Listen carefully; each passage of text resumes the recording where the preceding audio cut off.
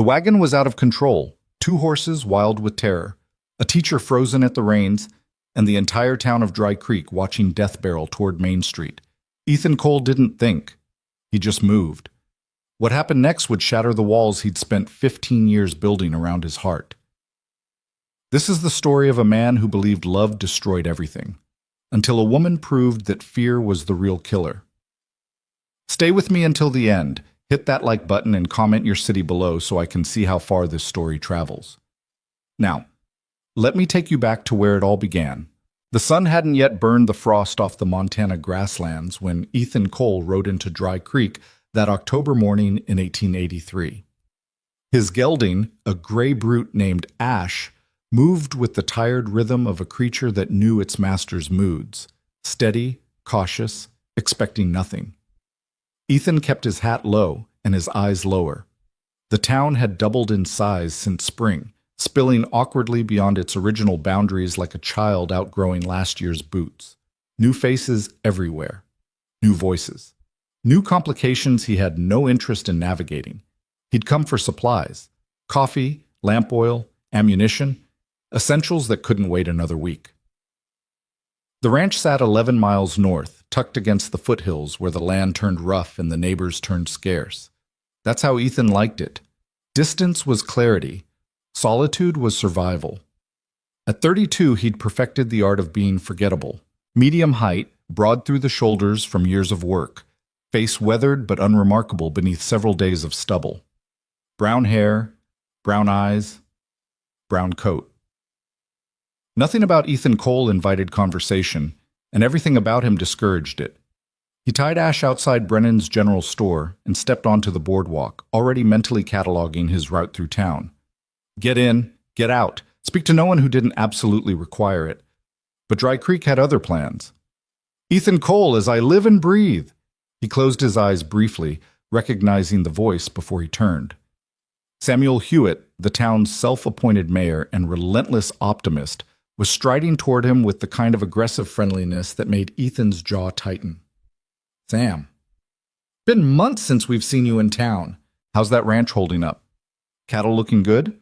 You thinking about the winter feed situation? Because I've been talking to some of the other ranchers about bulk purchasing, and I think if we...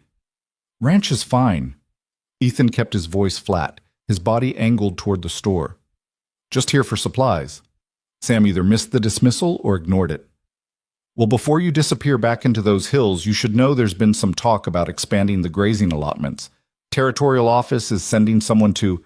A shout cut through Sam's monologue. Then a scream. Then the unmistakable thunder of hooves moving too fast, iron shoes striking packed earth in panicked staccato. Ethan turned toward the sound, his body responding before his mind caught up.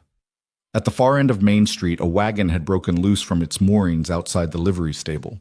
2 draft horses, spooked by something Ethan couldn't see, were charging straight down the center of town, the wagon fishtailing wildly behind them. People scattered. A woman snatched her child off the street. Old Porter dove behind a water trough. The horses weren't slowing. If anything, their terror was accelerating, feeding on itself, turning animal panic into lethal momentum. And there, fighting the reins with everything she had, was a woman Ethan had never seen before. She wasn't screaming, wasn't freezing. Her hands worked the leather with fierce determination, her body braced against the wagon seat, her dark hair coming loose from its pins as she fought for control. But the horses were beyond reason, and the wagon was seconds from careening into the crowd gathering outside the church. Ethan was moving before the thought fully formed. He vaulted off the boardwalk and into the street, his boots hitting dirt as the wagon bore down on him. 50 feet, 40. He could see the whites of the horses' eyes now, see the foam at their bits, see the wagon's front wheel wobbling dangerously on its axle. 20 feet. Ethan stepped directly into their path and raised both arms. Hey! His voice cut through the chaos like a blade, sharp and absolute. The lead horse's ears flicked forward, just for a second, just enough, and Ethan lunged, catching the bridle strap and yanking down with all his weight. The horse reared, screaming, its massive head jerking sideways. Ethan held on, his boots skidding in the dirt as half a ton of terrified animal tried to shake him loose. The second horse crashed into the first, their traces tangling, and the wagon slewed violently to the left. For one terrible moment, Ethan thought it would flip, thought he'd misjudged everything, thought he was about to be crushed beneath wheels and hooves and his own goddamn recklessness. Then the woman on the wagon seat threw her entire body weight backward, hauling the reins with a strength that shouldn't have existed in her frame, and the horses stumbled to a halt 6 feet from the church steps. Silence dropped over Main Street like a curtain. Ethan stood in the dust, still gripping the bridle, his heart slamming against his ribs. The lead horse was trembling, sides heaving, but the panic was draining out of it now, replaced by exhausted confusion. He gentled his grip, murmuring low, wordless sounds, and felt the animal's head drop slightly. Behind him, the town was coming back to life. Voices rising, people rushing forward, Sam's excited babbling about heroics and quick thinking. Ethan ignored all of it. He was looking at the woman on the wagon seat. She was still holding the reins, her knuckles white, her breath coming hard. Mid-20s, he guessed. Dark hair, sharp features, a face that wouldn't be called pretty in the conventional sense but held something better. Intelligence, clarity, an unsettling directness. Her dress was simple, practical, gray wool that had seen wear. No jewelry, no pretense. And she was staring at him with an expression he couldn't quite parse. Not gratitude, not shock. Something closer to assessment. You could have been killed. Her voice was steady. East Coast educated, touched with something that might have been Boston or Philadelphia. Not a trace of hysteria. Ethan released the horse and stepped back, suddenly aware of how many people were watching. Could have. Wasn't. That was either very brave or very stupid. Probably stupid.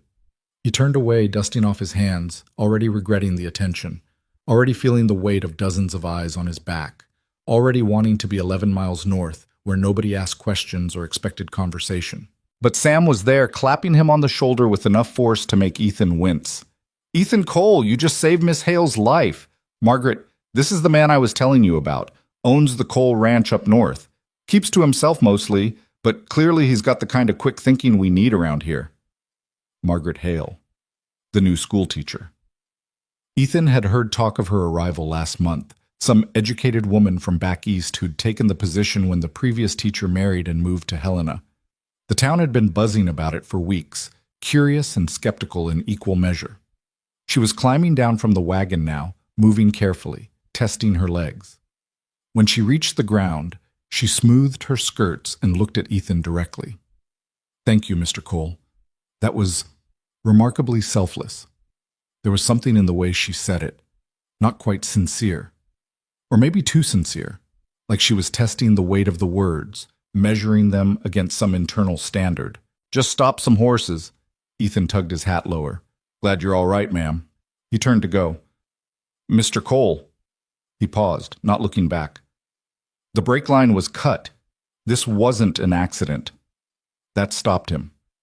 Ethan turned slowly, studying her face for signs of hysteria or exaggeration. Found neither. Margaret Hale met his gaze evenly, her hands folded in front of her, her expression calm and certain. "I checked the wagon myself this morning. The line was intact. Someone tampered with it between then and now." "That's a serious accusation, Miss Hale." Sam's jovial tone had vanished, replaced by something harder. "You sure about that?" "Quite sure." She nodded toward the wagon. "You can examine it yourself if you'd like. The cut is clean, deliberate." A murmur rippled through the gathered crowd. Ethan saw faces turning, suspicious glances exchanged, the easy camaraderie of moments ago curdling into something uglier. "Now hold on," Sam said, raising his hands. "Let's not jump to conclusions. Could have been wear and tear, could have been—" It was cut. Margaret's voice didn't rise, but it cut through Sam's placating like a knife.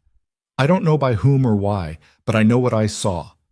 Ethan found himself walking toward the wagon, despite every instinct screaming at him to leave, to get his supplies and ride north and forget this woman existed. But something in her voice, that absolute certainty, that refusal to soften the truth, hooked him. He knelt beside the wagon's undercarriage, examining the brake mechanism. The crowd pressed closer, curious and uncomfortable. Sam hovered, making worried noises about misunderstandings and new equipment. But Margaret was right. The line had been cut, not sawed through gradually, but sliced cleanly with a blade. Recently, too, the leather was still fresh where it had parted. Ethan stood, wiping his hands on his thighs. She's right. Someone did this. The murmur turned into an uproar. Who would do such a thing? That's attempted murder. We need to call the sheriff. The sheriff's in Helena for the week, dealing with that land dispute. Then we form a committee. We find out who's responsible. Ethan felt the situation spiraling, felt the town's fear and outrage building towards something stupid and dangerous. He'd seen it before. Good people turning into a mob because someone needed to be blamed, and anyone would do. He looked at Margaret Hale. She was watching the crowd with that same calm assessment, but he could see the tension in her shoulders, the way her hands had tightened on her skirts. She knew what was coming. Knew that being new, being educated, being from the East made her suspect by default. Knew that in a town like Dry Creek, different was dangerous. Enough! Ethan's voice wasn't loud, but it cut through the noise like cold water. Standing here shouting solves nothing. Miss Hale needs to get somewhere safe. The wagon needs to be secured. And whoever did this needs to know they failed. Sam blinked at him. Ethan, are you suggesting... I'm suggesting we handle this smart instead of stupid. Ethan turned to Margaret. You have somewhere to stay? The boarding house. Mrs. Chen's place. Good. Go there. Don't go anywhere alone until this is sorted out. She tilted her head slightly, studying him with those sharp, dark eyes. And you? I'm getting my supplies and going home. Of course you are. There was something almost amused in her tone, but also disappointed, like she'd expected better and wasn't surprised to be proven wrong. It stung more than it should have. Ethan tipped his hat, stepped back, and walked toward Brennan's store. Behind him, the crowd was still arguing. Sam was organizing some kind of investigation committee, and Margaret Hale was being escorted toward the boarding house by a cluster of concerned citizens. He'd done enough. More than enough. He'd saved her life, confirmed her story, and now he was done. That's what he told himself as he gathered his supplies with mechanical efficiency, paid without meeting anyone's eyes, and loaded everything onto Ash's saddle. That's what he kept telling himself as he rode north, leaving Dry Creek and its complications behind. But 3 days later, Ethan Cole did something he hadn't done in 15 years. He went back. The excuse was simple enough. He'd forgotten to order wire for fence repairs, needed to check on a delivery at the rail depot. Practical reasons. Nothing to do with a schoolteacher with dark eyes and a voice that didn't know how to lie. Except Ethan had never forgotten an order in his life, and the fence repairs could wait until spring. He rode into town just after noon on a Thursday, when the school would be in session and the streets relatively quiet. Tied Ash outside Brennan's again. Collected his wire. And then, instead of leaving, found himself walking toward the small white building at the edge of town where a hand-painted sign read, Dry Creek Schoolhouse. The sound of children's voices drifted through the open windows, recitation, rhythmic and careful. Ethan stood outside like an idiot, trying to figure out what the hell he was doing here. Mr. Cole. He turned. Margaret Hale was standing in the doorway, one hand on the frame, her expression unreadable. She wore a different dress today, dark blue, equally practical, and her hair was pinned back severely, though a few strands had already escaped. Miss Hale, are you lost? No, ma'am. Then you're here intentionally, which is somehow more concerning. But there was a hint of something in her voice. Not quite humor, but close. Ethan cleared his throat. Came to check if there'd been any more trouble. There hasn't, though I appreciate the concern. She paused. Would you like to come in? The children are practicing their multiplication tables. It's monumentally boring, but relatively safe. He should say no. Should tip his hat, walk away, ride north, and never come back. All right. Margaret stepped aside, and Ethan entered the schoolhouse for the first time since he was 12 years old. It smelled like chalk and paper, and the particular mustiness of old books. 20 children sat at rough-hewn desks, ranging from perhaps 6 to 14, all dressed in hand-me-downs and hope. They turned to stare at the stranger, their recitation faltering. This is Mr. Cole, Margaret said calmly. He's visiting today. Continue, please. 7 times 8? 56, a small girl in the front row called out. Excellent, Mary. 8 times 8? Ethan stood awkwardly near the door while Margaret guided her students through their lesson with quiet efficiency. No drama, no performance, just steady, patient instruction that assumed competence and demanded effort in equal measure. She was good at this, he realized, not just competent, but genuinely skilled. The children responded to her, not out of fear but respect. After perhaps 20 minutes, Margaret dismissed the class for afternoon recess. The children exploded toward the door with the contained chaos of youth, and suddenly Ethan was alone with her in the empty schoolhouse. "So," Margaret said, moving to straighten the desks, "you didn't really come to check on me." "I did. But that's not the only reason." Ethan said nothing. Margaret looked at him directly, and there it was again, that unsettling clarity, like she could see past his defenses to the truth he wasn't ready to admit. "You're curious," she said. It wasn't a question. "Maybe." "About?" "Why you're here, in Dry Creek. A woman with your education could teach anywhere." "And you assume I'm here because I had no other choice." "Most people come to the frontier because they're running from something, or towards something they can't find anywhere else." Margaret smiled, small, sharp, humorless. "And which are you, Mr. Cole? Running from or toward?" The question hit harder than she probably intended. Ethan felt his shoulders tighten, his defenses rising. "That's personal." "So is why I'm here." "Fair point." They stood in the afternoon light, dust motes drifting between them, and Ethan felt something shift. Some recognition that this woman was dangerous in ways that had nothing to do with cut brake lines or frontier violence. She saw too much, questioned too directly, refused to accept the comfortable lies people told themselves. "I should go," Ethan said. "You should," Margaret agreed. "But you won't. Not yet." "Why do you say that?" "Because you're still trying to figure out if I'm worth the risk." The words landed like a punch. Ethan stared at her, caught between denial and a truth so uncomfortable it made his chest tight. "Risk of what?" Margaret picked up a piece of chalk, turned to the blackboard, and wrote a single word in neat, precise script. "Everything." Then she set the chalk down, dusted her hands, and looked at him with something that might have been pity or understanding or both. "I'm not fragile, Mr. Cole. I'm not looking for rescue. I'm not some romantic notion of frontier womanhood waiting to civilize a rough man's heart." She crossed her arms. "I'm here because I choose to be. Because I believe education matters more than comfort. Because I'd rather live according to my principles than die slowly in someone else's parlor." That's a hell of a speech. It's the truth, which is more than most people in this town seem capable of. Ethan felt something crack open inside him. Some sealed place he'd kept locked for so long he'd forgotten it existed. This woman wasn't what he expected, wasn't what he wanted, wasn't safe. And that terrified him more than any runaway wagon ever could. "I'll check on you next week," he heard himself say. "Why?" "Because someone cut your brake line and nobody's figured out who." "That's not why." No, it wasn't. Margaret held his gaze, waiting, and Ethan realized she wasn't going to let him hide, wasn't going to accept half-truths or comfortable evasions. If he was going to do this, whatever this was, she demanded honesty. "Because I want to," he said finally. Raw, simple, true. "Then come back," Margaret said. "But don't come back because you think I need saving. Come back because you're brave enough to risk being seen." Ethan left without another word.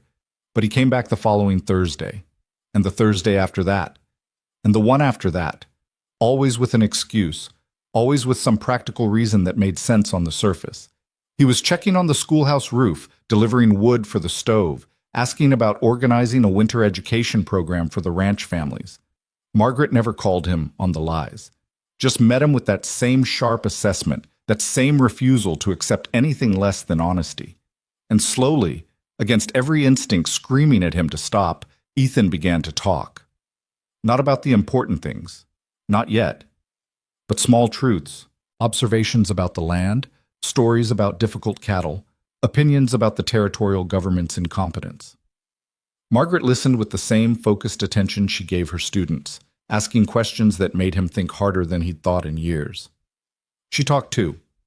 about her childhood in Philadelphia, her frustration with society's expectations, her belief that education could transform lives if people were brave enough to invest in it. She spoke about ideas the way Ethan spoke about land, with passion, specificity, practical knowledge earned through experience. They were careful not to touch, careful to maintain proper distance, careful to ensure no one in town could claim impropriety. But something was growing between them, something neither of them named but both recognized. It was Margaret who finally said it out loud. "You're afraid of me." They were walking along the creek one November afternoon, the cottonwoods bare and silver in the fading light. Ethan had brought his horse, ostensibly to check some property markers, and Margaret had joined him after school. Proper. Visible, nothing hidden. "That's a bold claim," Ethan said. "It's true. You're terrified. I can see it every time you look at me." "Maybe I just prefer being alone." "No." Margaret stopped walking, turned to face him. "You don't prefer it. You've convinced yourself it's safer. There's a difference." Ethan wanted to deny it, wanted to build the wall back up, retreat to his ranch, forget this woman existed. But he was so goddamn tired of lying. "I'm afraid," he said quietly. "Terrified, actually." "Of what?" "Of wanting something I can't protect. Of caring about someone and having them destroyed because of it." Margaret's expression softened slightly. "Who did you lose?" And there it was. The question he'd been avoiding for 15 years. Ethan looked at the creek, the water running cold and clear over ancient stone. "My mother, sister, father, eventually, though that took longer." He swallowed hard. "Scarlet fever. I was 17. Watched them die over the course of 3 weeks. Nothing I could do. Nothing anyone could do. I'm sorry. Everyone's sorry. Doesn't change anything." "No," Margaret agreed. "It doesn't. But using their deaths as an excuse to stop living doesn't honor them either." Ethan's head snapped around. "That's not what I'm doing." "Isn't it? You've spent 15 years hiding on a ranch, convincing yourself that isolation is strength, that caring is weakness, that loving someone means inviting destruction." She stepped closer. "But all you've really done is ensure that when you die, you'll do it alone, having protected nothing, having risked nothing, having lived nothing." The words hit like bullets. Ethan felt his chest tighten, felt anger and grief and something deeper rising up. "You don't understand." "I understand perfectly." Margaret's voice was steady, relentless. "I understand that you're choosing fear over life, safety over meaning, and I understand that if you continue down this path, you'll wake up one day and realize you've wasted decades protecting a heart that stopped beating the day your family died." Ethan turned away, his hands shaking. "Why do you care? You barely know me." "Because I see you, Ethan. I see who you are beneath the fear, and I refuse to watch another intelligent person destroy themselves with lies." He stood there, shaking, 15 years of carefully constructed defenses crumbling around him. Everything he'd believed, everything he'd built, everything he'd told himself about survival and solitude, all of it suddenly felt hollow. "What do you want from me?" His voice came out raw, broken. "I want you to choose, deliberately, honestly." Margaret moved to stand beside him, not touching, just present. "I want you to stop hiding behind practicality and admit that you're lonely, that you want connection, that you're capable of more than just surviving. And if I do, if I admit all that," Ethan looked at her, "what then? Then we see what happens. Together. Without guarantees, without certainty. With nothing but the courage to try." Ethan closed his eyes, breathed, felt the November wind cutting through his coat and the weight of 15 years pressing on his shoulders. "I don't know how," he whispered. "Yes, you do. You've been doing it for weeks." Margaret's hand brushed his, barely, just a moment of contact. "You came back. That's how it starts." They stood together as the sun dropped toward the mountains and the temperature fell and the world turned cold and beautiful and terrifyingly uncertain. And for the first time in 15 years, Ethan Cole allowed himself to hope. 3 weeks later, Martin Gaines made his move. Gaines owned the largest spread in the county, 10,000 acres of prime grazing land and the political connections to expand it. He was loud, ambitious, and had made no secret of his interest in Margaret Hale since her arrival. That interest had turned ugly when she rejected his advances. Ethan first heard about it from Sam Hewitt, who cornered him at Brennan's store with the kind of gossip that pretended to be concern. "Just thought you should know," Sam said, lowering his voice. "Gaines has been telling anyone who'll listen that Miss Hale is, well, that she's not as respectable as she appears, that she's been entertaining men at the boarding house, that her intentions here aren't purely educational." Ethan's hand stilled on the bag of coffee he was loading. "That's a damn lie. Course it is, but you know how talk spreads, and Gaines, well, he's got influence. People listen to him." "What does he want?" "What he's always wanted. Control. He figures if he can damage her reputation enough, she'll have to leave or accept his protection. Either way, he wins." Ethan felt something cold and furious settling in his chest. "Where is she now?" "School, probably. But Ethan, you need to be careful. Gaines has been watching. If you—" Ethan was already moving. He found Margaret at the schoolhouse, washing the blackboard after dismissing her students. She turned when he entered, saw his expression, and straightened. "What happened?" "Gaines is spreading lies about you, trying to destroy your reputation." "I know." That stopped him. "You know. 3 families pulled their children from school this week. Mrs. Patterson crossed the street to avoid speaking to me yesterday, and someone left a rather vile note under my door at the boarding house." Margaret set down her cloth, her movements precise and controlled. "I'm not blind, Ethan." "Why didn't you tell me?" "Because there's nothing you can do. Because getting involved will only make it worse. Because—" She paused. "Because I need to fight this battle myself." "That's bullshit. It's practical. It's fear." Margaret's eyes flashed. "Don't use my own words against me." "Then don't lie to me." Ethan crossed the room, stopping a few feet away. "You said I was choosing fear over life. You were right, but you're doing the same thing now. You're isolating yourself because you think it's safer than accepting help. This is different. It's not. Gaines is trying to force you out because he can't control you, because you threaten everything he believes about how women should behave, about who gets to have power in this town. And if you let him win by staying silent, by fighting alone, you prove him right."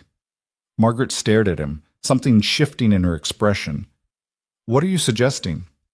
"I'm suggesting we stop pretending, stop being careful, stop giving a damn about what people think." Ethan moved closer. "I'm suggesting you let me stand beside you, publicly, deliberately, so everyone in this town knows that if they come for you, they come for both of us. That will destroy your reputation too." "I don't care." "Ethan, I don't care," he repeated, and meant it. "Let them talk.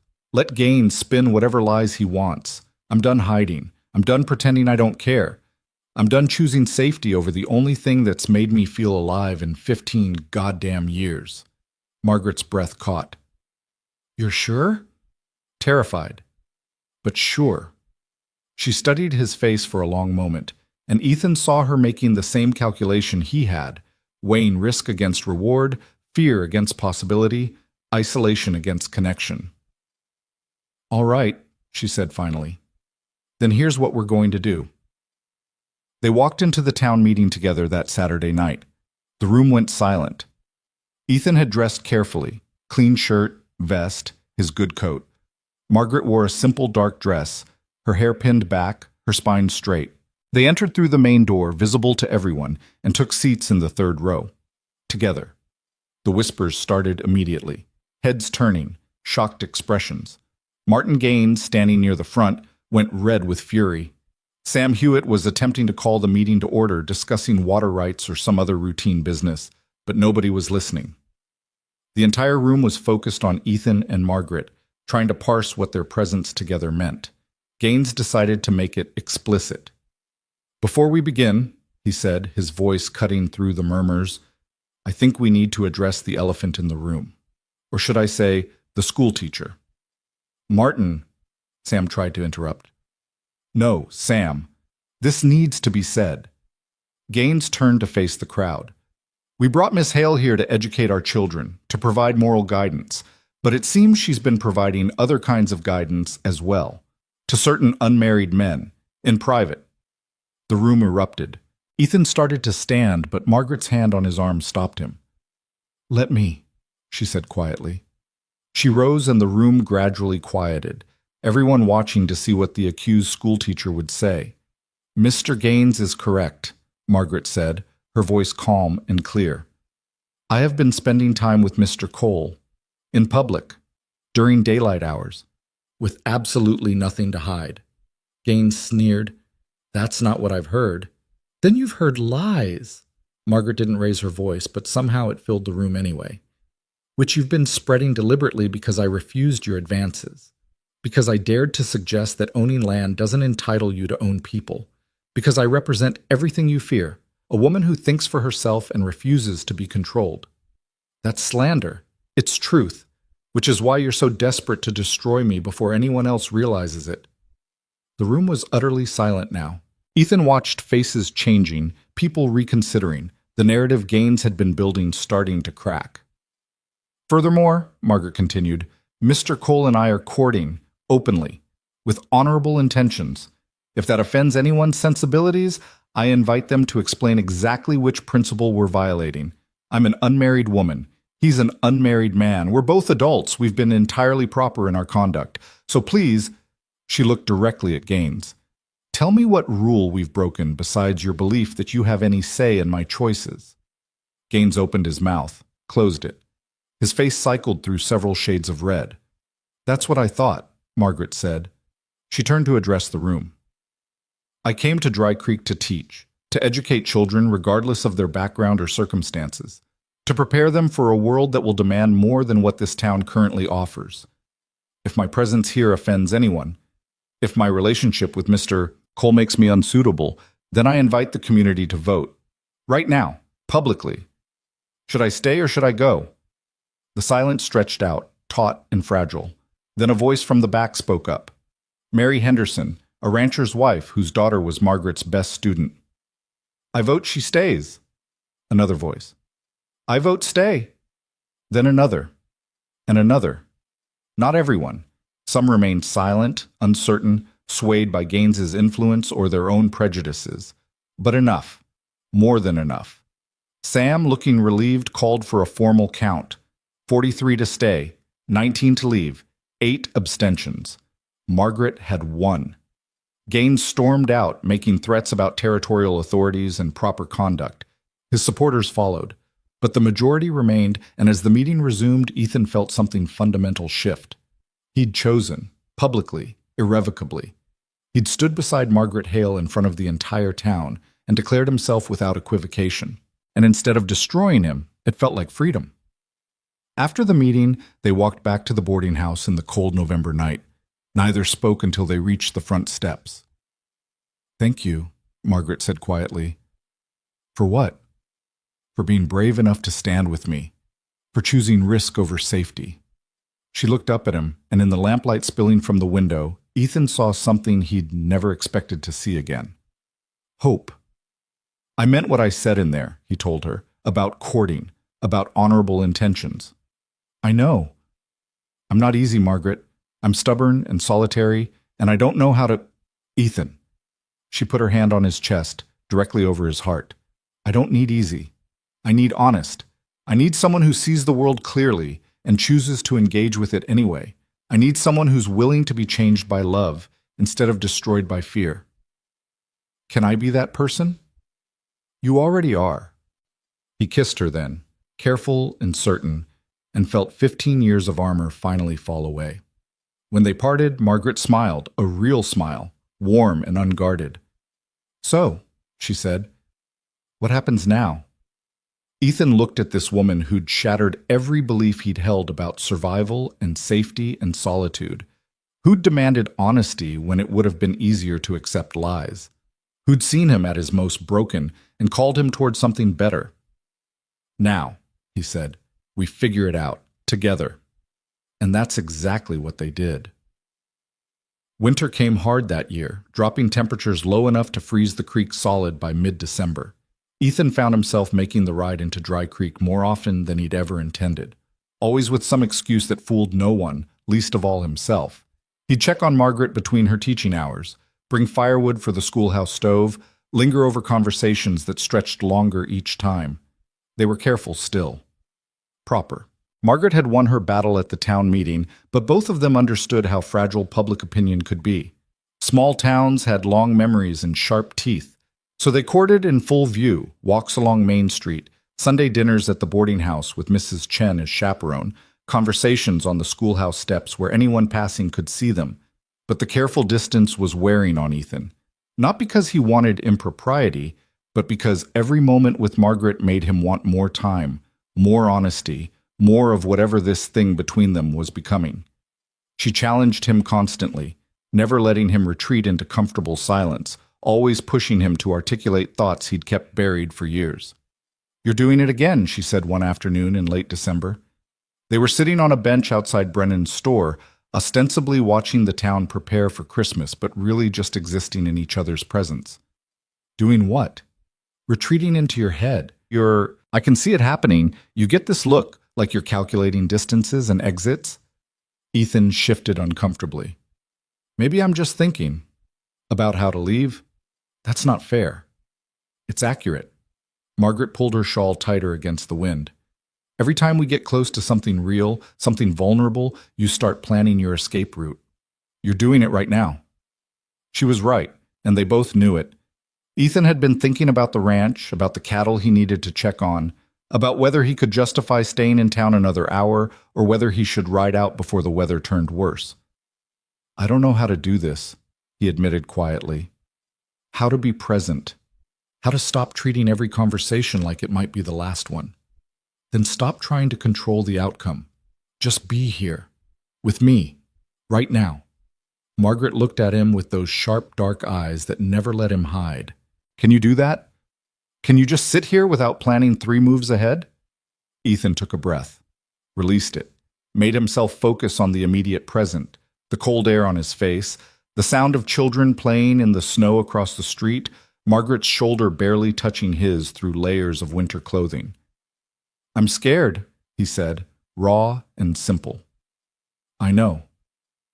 Of losing you, of getting too close, and then having everything taken away again. I know that too." Margaret's hand found his, hidden between their bodies where casual observers wouldn't see. "But Ethan, you're so focused on potential loss that you're missing what we already have, this moment, this conversation, the fact that you're here at all. Is it enough? Just moments? It's everything. Moments are all anyone ever has." They sat in silence for a while, and Ethan tried to practice what she was teaching him, being present, accepting uncertainty, letting go of the desperate need to control outcomes. It felt like learning to walk again. Every instinct screamed at him to pull back, to protect himself, to maintain distance. But Margaret's hand was warm in his, and she wasn't asking him to be perfect, just honest. "I'm glad you're here," he said finally. "Good. So am I." It was enough. For now. The trouble started again in January, though it came from a different direction this time. Ethan was at the rail depot collecting a shipment of supplies when he overheard 2 men talking near the loading platform. He didn't recognize them, probably drifters or hired hands from one of the larger ranches, but their conversation stopped him cold. "Heard there's good money in it. 300 head, maybe more. Just sitting out there waiting. Cole's place? That's asking for trouble. Man's got a reputation. Man's got a woman now, spending all his time in town instead of watching his stock. Makes him soft. Makes him vulnerable." Ethan stepped around the corner, his movements deliberate. Both men went silent, their eyes widening slightly when they saw him. "You were saying?" His voice was quiet, dangerous. The first man, younger and clearly stupider, tried to bluff. "Just talking, friend. No harm meant." "I'm not your friend, and you're talking about rustling my cattle." "Now hold on. No." Ethan moved closer, keeping his voice low enough that no one else at the depot could hear. "You hold on. I know exactly what you're planning, and I know who sent you. Martin Gaines wants to hit my ranch while I'm distracted, make me look weak, maybe force me to sell out cheap. But here's what's going to happen instead. You're going to ride back to Gaines and tell him that if one head of my stock goes missing, I'll know exactly where it went, and I won't go to the sheriff. I'll come for him directly. Understood?" The second man, older and smarter, grabbed his companion's arm. "Understood. We were just talking, Cole. Nothing more. See that it stays that way." They left quickly, and Ethan stood in the cold January air feeling something dark and familiar settling over him. This was what he'd feared. This was why isolation had felt safer. The moment you cared about something, the moment you let people see what mattered to you, they found ways to use it against you. He should have expected it. Should have known that Gaines wouldn't forget his humiliation at the town meeting. Should have realized that showing weakness, showing love, would make him a target. The smart thing would be to pull back. Stop courting Margaret so publicly. Return to the ranch full-time, watch his stock, protect what was his through vigilance and distance. But even as the thought formed, Ethan knew he wouldn't do it, couldn't do it, because pulling back now would mean proving Gaines right, would mean admitting that love was a liability, that caring made you vulnerable, that the only safety was solitude. And Margaret had taught him better than that. He found her at the schoolhouse, dismissing her students for the day. She took one look at his face and sent the last straggling children home with gentle firmness. "What happened?" Ethan told her. All of it. The conversation at the depot, Gaines's probable involvement, the threat hanging over everything they'd built. Margaret listened without interrupting, her expression growing harder with each detail. When he finished, she was quiet for a long moment. "He's trying to force you to choose," she said finally. "Between me and the ranch, between what you want and what you think you need to survive. He's trying to prove that caring about you makes me weak. Does it?" "No." Ethan said it without hesitation. "It makes me terrified, but not weak." "Then what are you going to do?" That was the question, wasn't it? Ethan walked to the window, looking out at the snow-covered street, the mountains beyond, the vast territory he'd chosen 15 years ago because it promised isolation and safety. "I'm going to go home," he said slowly. "Check on the ranch. Make sure the stock is secure. Hire some temporary help if I need to." He turned to face Margaret. "And then I'm going to come back, because I'm not letting Gaines dictate my choices. I'm not letting fear win." "How long will you be gone?" "A week, maybe 2. Margaret nodded, but he saw something flash across her face. Worry, quickly controlled. She was scared too, he realized. Scared that he'd leave and not come back. Scared that distance would give him an excuse to retreat. "Margaret?" He crossed the room, took her hands. "I'm coming back." "You can't promise that. Anything could happen." "I'm coming back," he repeated more firmly. "Not because I have to, because I choose to. Because you've taught me that running from fear doesn't make you safe. It just makes you alone." She searched his face, and whatever she saw there must have satisfied her because some of the tension left her shoulders. 2 weeks, she said. "If you're not back in 2 weeks, I'm coming to find you." "That's a long ride in winter." "Then you'd better come back." He almost kissed her then, but they were still visible through the schoolhouse windows, still subject to the town's watchful eyes. So instead, he squeezed her hands once, released them, and stepped back. 2 weeks, he promised. The ride back to the ranch was brutal. A storm had blown in overnight, dropping 6 inches of snow and turning the trail into a treacherous maze of hidden ice and drifts. Ash struggled through it gamely, but by the time they reached the ranch house, both horse and rider were exhausted. Ethan spent the next 3 days checking stock, repairing fence lines damaged by the storm, and generally ensuring that his cattle were accounted for and secure. Nothing seemed amiss. No signs of rustling attempts. No evidence that Gaines's men had made good on their implied threats. But the conversation at the depot haunted him. Not because he feared the physical threat. Ethan could handle rustlers if they came, but because it forced him to confront an uncomfortable truth. His ranch wasn't enough anymore. For 15 years, it had been everything. His purpose, his protection, his reason for existing. The land had given him a sense of control in a world that had taken everything else.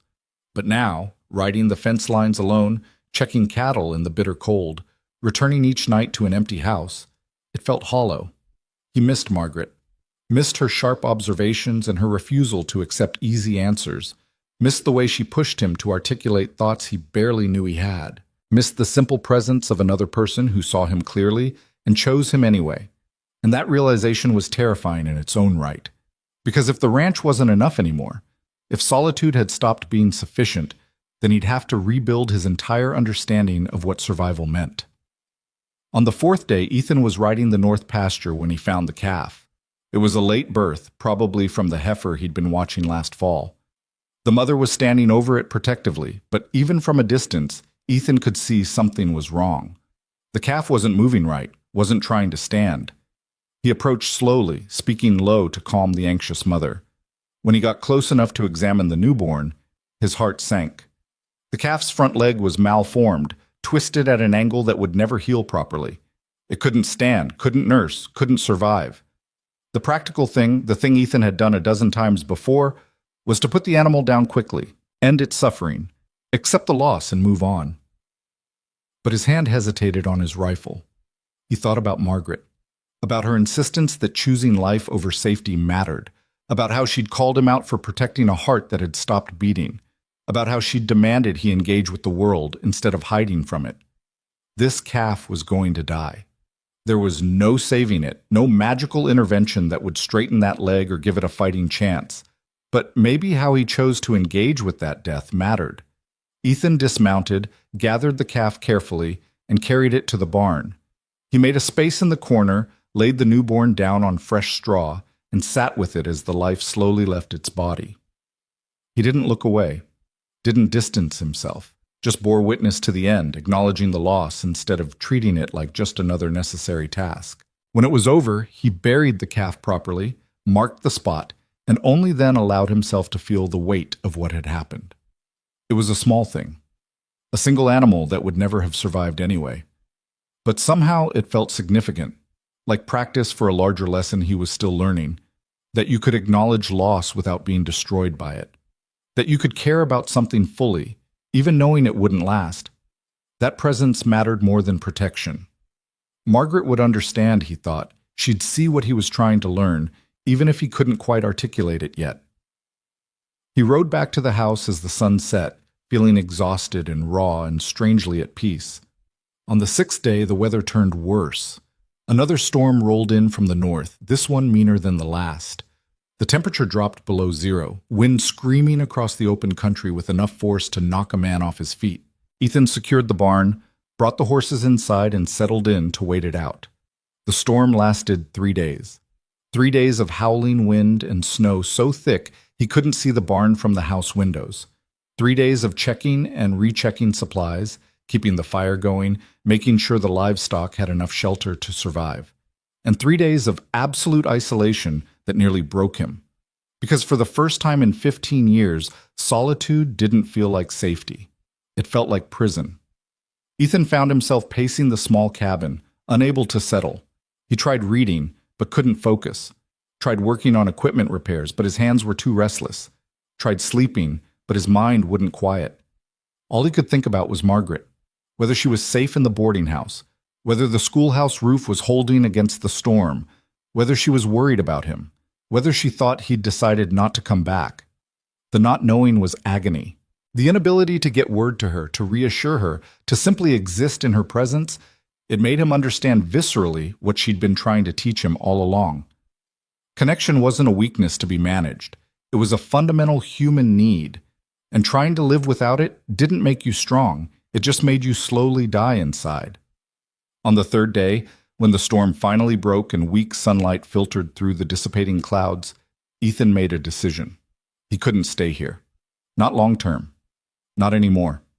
The ranch had served its purpose, had given him a place to heal, to rebuild, to learn self-sufficiency. But it had also become a cage, a place where he could hide from everything that made life difficult and complicated and worth living. Margaret was right. He'd been choosing safety over meaning, survival over life. It was time to choose differently. Ethan spent the next 2 days preparing. He couldn't abandon the ranch entirely. It was still his livelihood, his investment, his responsibility. But he could adapt, could hire someone to handle the day-to-day operations, could build his life around something other than isolation, could choose to live in town, with Margaret, if she'd have him. The thought terrified him, meant giving up control, meant trusting others, meant exposing himself to all the complications and vulnerabilities he'd spent 15 years avoiding. But it also meant not dying alone in an empty cabin, having protected nothing and risked nothing and lived nothing. He was 2 days past the 2-week deadline when he finally rode back into Dry Creek. The town looked different somehow, smaller, more welcoming, less threatening. Or maybe Ethan was different. Maybe after weeks of being alone with his thoughts and his fears, he'd finally understood what Margaret had been trying to show him. That home wasn't a place you defended, it was a choice you made. He found Margaret at the schoolhouse, teaching her afternoon class. Through the window, he could see her at the blackboard, explaining something with focused intensity, her students leaning forward in their seats. Ethan tied Ash to the post and waited. 20 minutes later, the children burst out for recess, barely noticing the strange man standing in the cold. Margaret appeared in the doorway, scanning the yard automatically, and then she saw him. Her expression cycled through relief, anger, joy, and something deeper he couldn't quite name. She descended the steps carefully, walking toward him with measured control, and when she got close enough, she hit him in the shoulder. Hard. "You're 4 days late." "I know. I was about to saddle a horse and come find you." "I know that too. I thought," her voice cracked slightly, "I thought maybe you'd decided." "No." Ethan caught her hand before she could hit him again. "No, Margaret. I didn't decide anything except to come back. The storm delayed me and I needed time to think, but I was always coming back. You should have sent word." "Couldn't. Storm was too bad." He held her hand between both of his. "But you're right. I should have found a way. Should have known you'd be worried. Should have—" "Stop." Margaret took a breath, visibly controlling herself. "You're here now. That's what matters. I have something to ask you. If you're about to propose while I'm still angry at you for being late, your timing is terrible."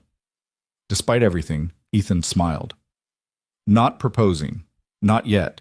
But asking if you'd be willing to consider a future where I'm not living 11 miles away, where I'm here, in town, building a life that includes more than just cattle and solitude." Margaret went very still. "What are you saying?"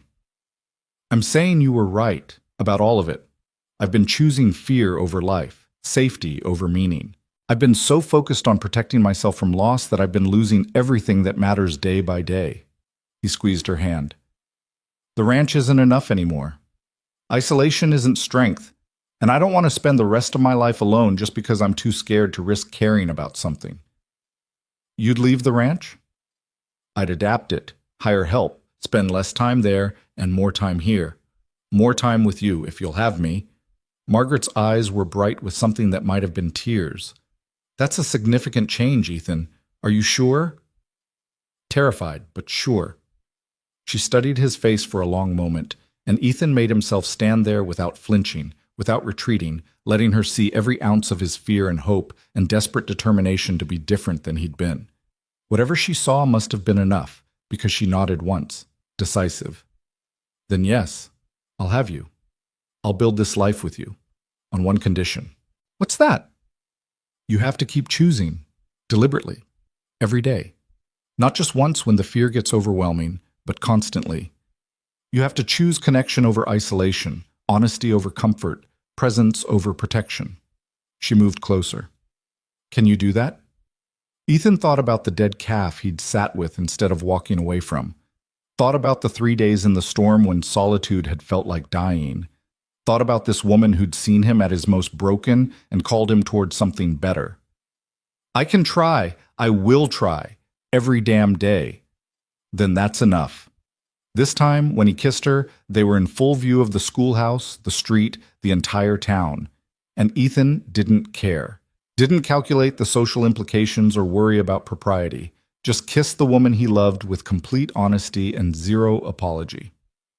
When they parted, Margaret was smiling, that rare, unguarded smile that made Ethan's chest tight.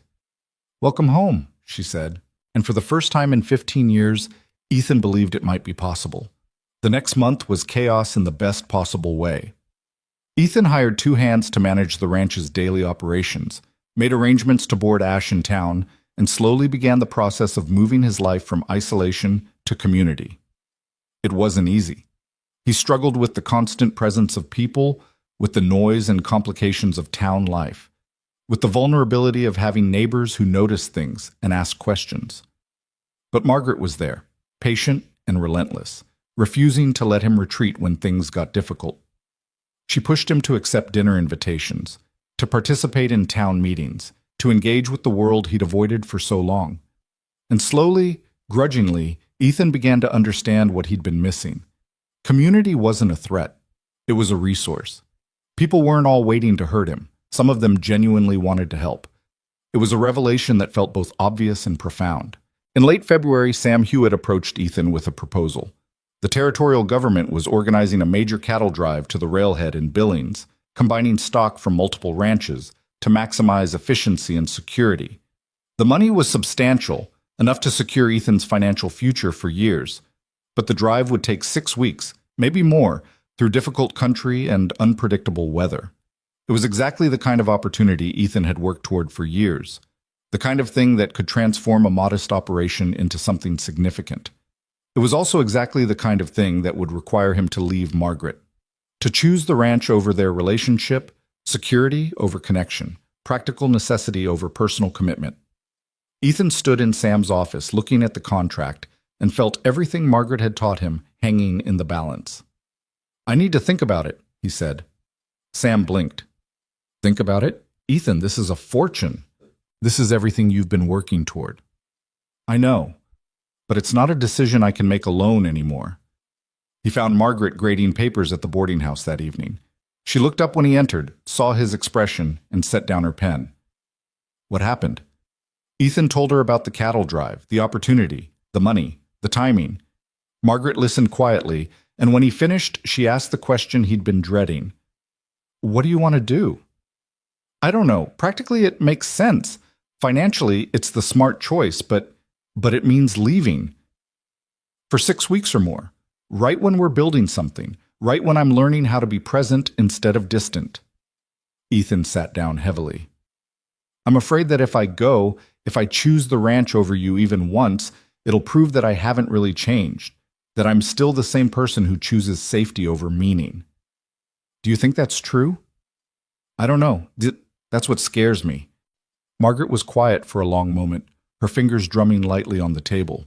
When she spoke, her voice was careful, thoughtful. "I think you're confusing presence with proximity. They're not the same thing." "How do you mean?" "Being present doesn't mean physically being here every moment. It means engaging honestly with your life, your choices, your commitments, wherever you are. It means not hiding behind practical necessity when you're really running from fear." She looked at him directly. "So the question isn't whether you should go on the drive. The question is why you'd go. Are you going because it's genuinely important to your future? Or are you going because it gives you an excuse to retreat?" Ethan sat with that, turning it over in his mind. And slowly, with Margaret's patient gaze on him, he began to untangle his own motivations. The money was important. The ranch's future was important. But if he was honest, truly honest, part of him wanted to go because it was familiar. Because 6 weeks on a cattle drive was a known quantity, something he understood and could control. Because being alone with animals and weather and distance was easier than continuing to learn how to be vulnerable with another person. "I think," he said slowly, "that I want to go for the wrong reasons. Maybe, but maybe you also want to go for the right ones. How do I tell the difference?" Margaret reached across the table, took his hand. "You ask yourself, if you go, will you spend the entire time wishing you were here? Will you be present on the drive, or will you be mentally running away? And if you stay, will you resent me for it? Will you feel trapped by this relationship instead of choosing it freely?" Those were harder questions. Ethan closed his eyes, made himself sit with the discomfort of not having easy answers. "I think," he said finally, "that if I go, I'll miss you terribly. But I won't be running away. I'll be handling my responsibilities so that when I come back, we can build something stable together. Something that isn't dependent on me abandoning everything I've worked for. And if I stay, I'd wonder if I was choosing you out of fear of losing you, rather than choosing you because I genuinely want to build this life." Margaret nodded slowly. "Then go." "What?"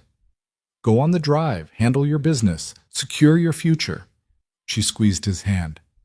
But come back. And when you do, come back because you choose to, not because you're obligated to. Come back ready to build something real. Ethan stared at her, feeling something shift in his chest.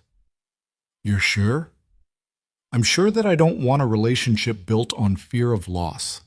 I want a partnership built on deliberate choice, and that means trusting you to go do what you need to do, and trusting myself to still be here when you return. It was the most generous, terrifying gift anyone had ever given him. Complete trust. No manipulation, no demands, just honest acknowledgement that they both had lives and choices and futures that needed tending.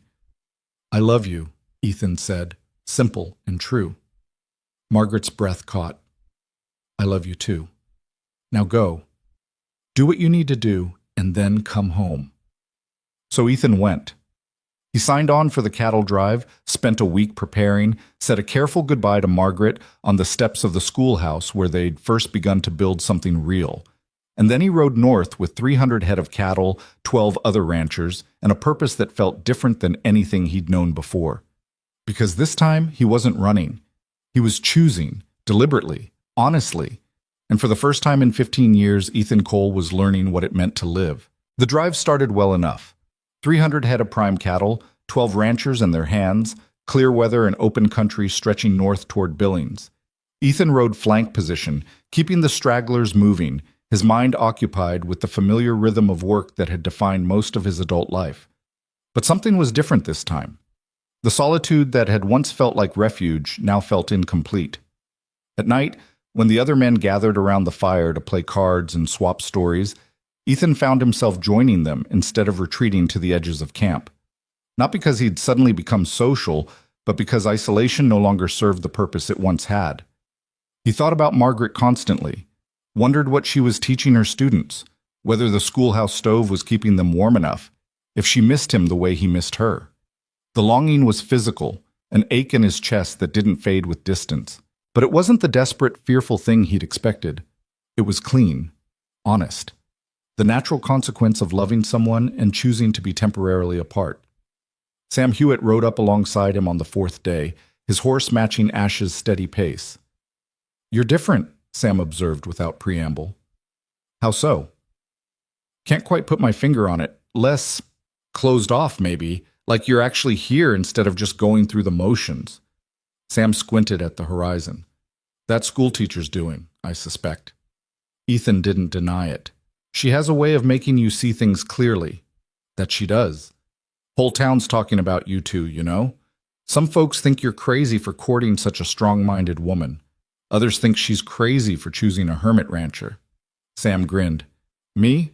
I think you're both braver than most people manage to be. Brave or stupid? Little bit of both, probably. Best things usually are. They rode in companionable silence for a while, and Ethan realized this was another thing that had changed. He could exist alongside another person without feeling threatened by their presence, could accept casual friendship without constantly calculating exit strategies. Margaret had taught him that, had shown him, through patience and relentless honesty, that walls didn't keep you safe, they just kept you alone. On the 8th day, they crossed into rougher territory where the land turned broken and unpredictable. The weather shifted too, clouds building on the western horizon with the bruised color that promised trouble. The trail boss, a grizzled man named Dutch Keller, who'd been running drives for 30 years, called a halt early to make camp in a protected canyon. Storm's coming, Dutch announced, his weathered face grim. Big one by the look of it. We'll hole up here, keep the cattle contained, ride it out. The storm hit 2 hours after sunset with a violence that made the February blizzard back at the ranch seem gentle. Wind howled through the canyon like something alive and furious, driving rain mixed with sleet that felt like gravel against exposed skin. Lightning split the sky in jagged bursts, and thunder rolled through the narrow space with enough force to spook the already nervous cattle. Ethan spent the night in the saddle, riding the perimeter with the other men, trying to keep 300 terrified animals from stampeding into the darkness. His clothes were soaked through within minutes, water running down his neck and back, his hands numb on the reins. Ash was exhausted but steady, responding to Ethan's commands even as the world turned chaotic around them. Around midnight, everything went to hell. A lightning strike hit a dead cottonwood 50 yards from the main herd. The tree exploded in a shower of sparks and burning wood, and the cattle broke. Just shattered into panicked motion, 300 animals suddenly running in every direction at once, their bellowing mixing with thunder and wind into a cacophony of pure terror. Ethan kicked Ash into motion, chasing after the cattle streaming toward the canyon's narrow mouth. If they got out into open country in this storm, scattered across miles of darkness and broken ground, they'd lose half the herd or more. Everything depended on containing them here, in this canyon, until the storm passed and reason returned. He saw Dutch ahead, trying to block the canyon mouth, his horse rearing and spinning as cattle surged around him. Sam was there too, and 2 other ranchers Ethan barely knew. They were forming a living wall, their horses pressed shoulder to shoulder, trying to turn the herd back on itself. Ethan joined them, adding Ash's bulk to the barrier. For a few desperate minutes it worked. The lead cattle turned, confused by the obstruction, milling in chaotic circles while the rest of the herd pressed forward from behind. Then someone screamed. Ethan turned his head, saw one of the younger hands, kid named Billy, maybe 19, trying to control a spooked horse near the canyon wall. The horse reared, Billy lost his balance, and suddenly he was falling, tumbling into the mass of churning cattle with nothing but his own body between him and thousands of pounds of panicked beef. Without thinking, Ethan wheeled Ash around and drove straight into the herd. It was insanity, suicide, the kind of reckless move that got cowboys killed on every drive. But Ethan's body was moving on pure instinct, his mind clear and focused in a way it had never been before. He found Billy in the chaos, the kid curled on the ground trying to protect his head while hooves crashed down around him. Ethan leaned low into saddle, grabbed Billy's jacket with one hand, and hauled him up with a strength born of desperation. The kid weighed next to nothing, all bones and fear, and Ethan dragged him across Ash's neck like a sack of grain, then kicked the horse toward the canyon wall where the press of bodies was thinner. They almost made it. Almost. Ethan felt the impact before he understood what had happened. Something massive slammed into Ash's hindquarters, probably a bull, panicked and blind, and the horse went down. Ethan kicked free of the stirrups, managed to push Billy toward the canyon wall, but his own momentum carried him the wrong direction. Into the herd. Into the darkness. Into the churning mass of terrified animals that couldn't see him and wouldn't care if they could. Pain exploded across his ribs, then his shoulder. Then something caught his leg and twisted, and Ethan heard himself scream over the thunder and the bellowing and the sound of his own bones breaking. He tried to stand, to fight his way clear, but his leg wouldn't hold him. Tried to crawl, but cattle were everywhere, their hooves striking ground and flesh with equal indifference. The world was spinning, tilting, fragmenting into discrete moments of agony separated by brief seconds of nothing. Then Dutch was there, his horse plowing through the herd like a battering ram. He grabbed Ethan's collar, started dragging him, and Ethan felt consciousness slipping away like water through his fingers. The last thing he saw before darkness took him was the storm still raging overhead, lightning illuminating clouds that looked like mountains, like monuments, like the end of everything.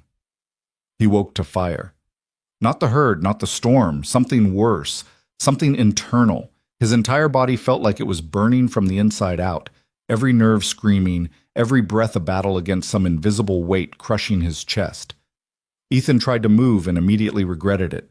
Pain lanced through his ribs, his shoulder, his leg. He made a sound that might have been a curse or a whimper and forced his eyes open. Canvas overhead, a tent, daylight filtering through, weak and gray, the smell of wood smoke and something medicinal. Voices nearby, low and worried. Never seen infection set in that fast. Bullet's still in there. We can't get it deep enough. Maybe if we could get him to a doctor, but the nearest town's 3 days' ride. Bullet. The word penetrated the fog of pain and confusion. Ethan tried to process it, the storm, the stampede, the cattle, but no guns. Nobody had fired any guns. He's awake. Sam's face appeared above him, drawn and exhausted. Easy, Ethan. Don't try to move. You're pretty banged up. What? His voice came out like gravel, throat raw and painful. What happened? You got caught in the stampede, saved Billy's life, got yourself half killed in the process. That was 3 days ago. 3 days. Ethan tried to understand that. 3 days of nothing.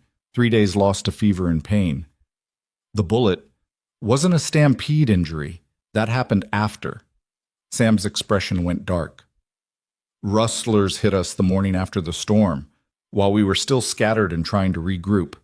We fought them off, but you caught a round in the shoulder. Been unconscious and feverish ever since. Rustlers. Ethan closed his eyes, trying to push through the pain and confusion to understand the shape of what had happened. The stampede had been an accident, weather and fear, and bad luck. But the rustlers, that was deliberate, organized. The kind of thing that required planning and opportunity. The kind of thing Martin Gaines might arrange. How many did we lose? 70 head. Could have been worse. Dutch says you saved the bulk of the herd when you blocked that canyon mouth. Sam hesitated. Billy's alive too, by the way. Kid won't stop talking about how you rode into a stampede to save him. You're a damn hero, Ethan, even if you're too stubborn to admit it. Hero. The word tasted bitter. Heroes didn't end up shot and broken and burning with infection in a tent 3 days from civilization. I need to get back, Ethan managed. Need to. You're not going anywhere. You can barely breathe, your leg's broken, and that shoulder wound is infected worse than anything I've seen outside a war. Sam's voice was gentle but firm. Dutch rode ahead to Billings to fetch a doctor. Should be back tomorrow, maybe the day after. Until then, you stay put. Try not to die. Try not to die. Simple advice.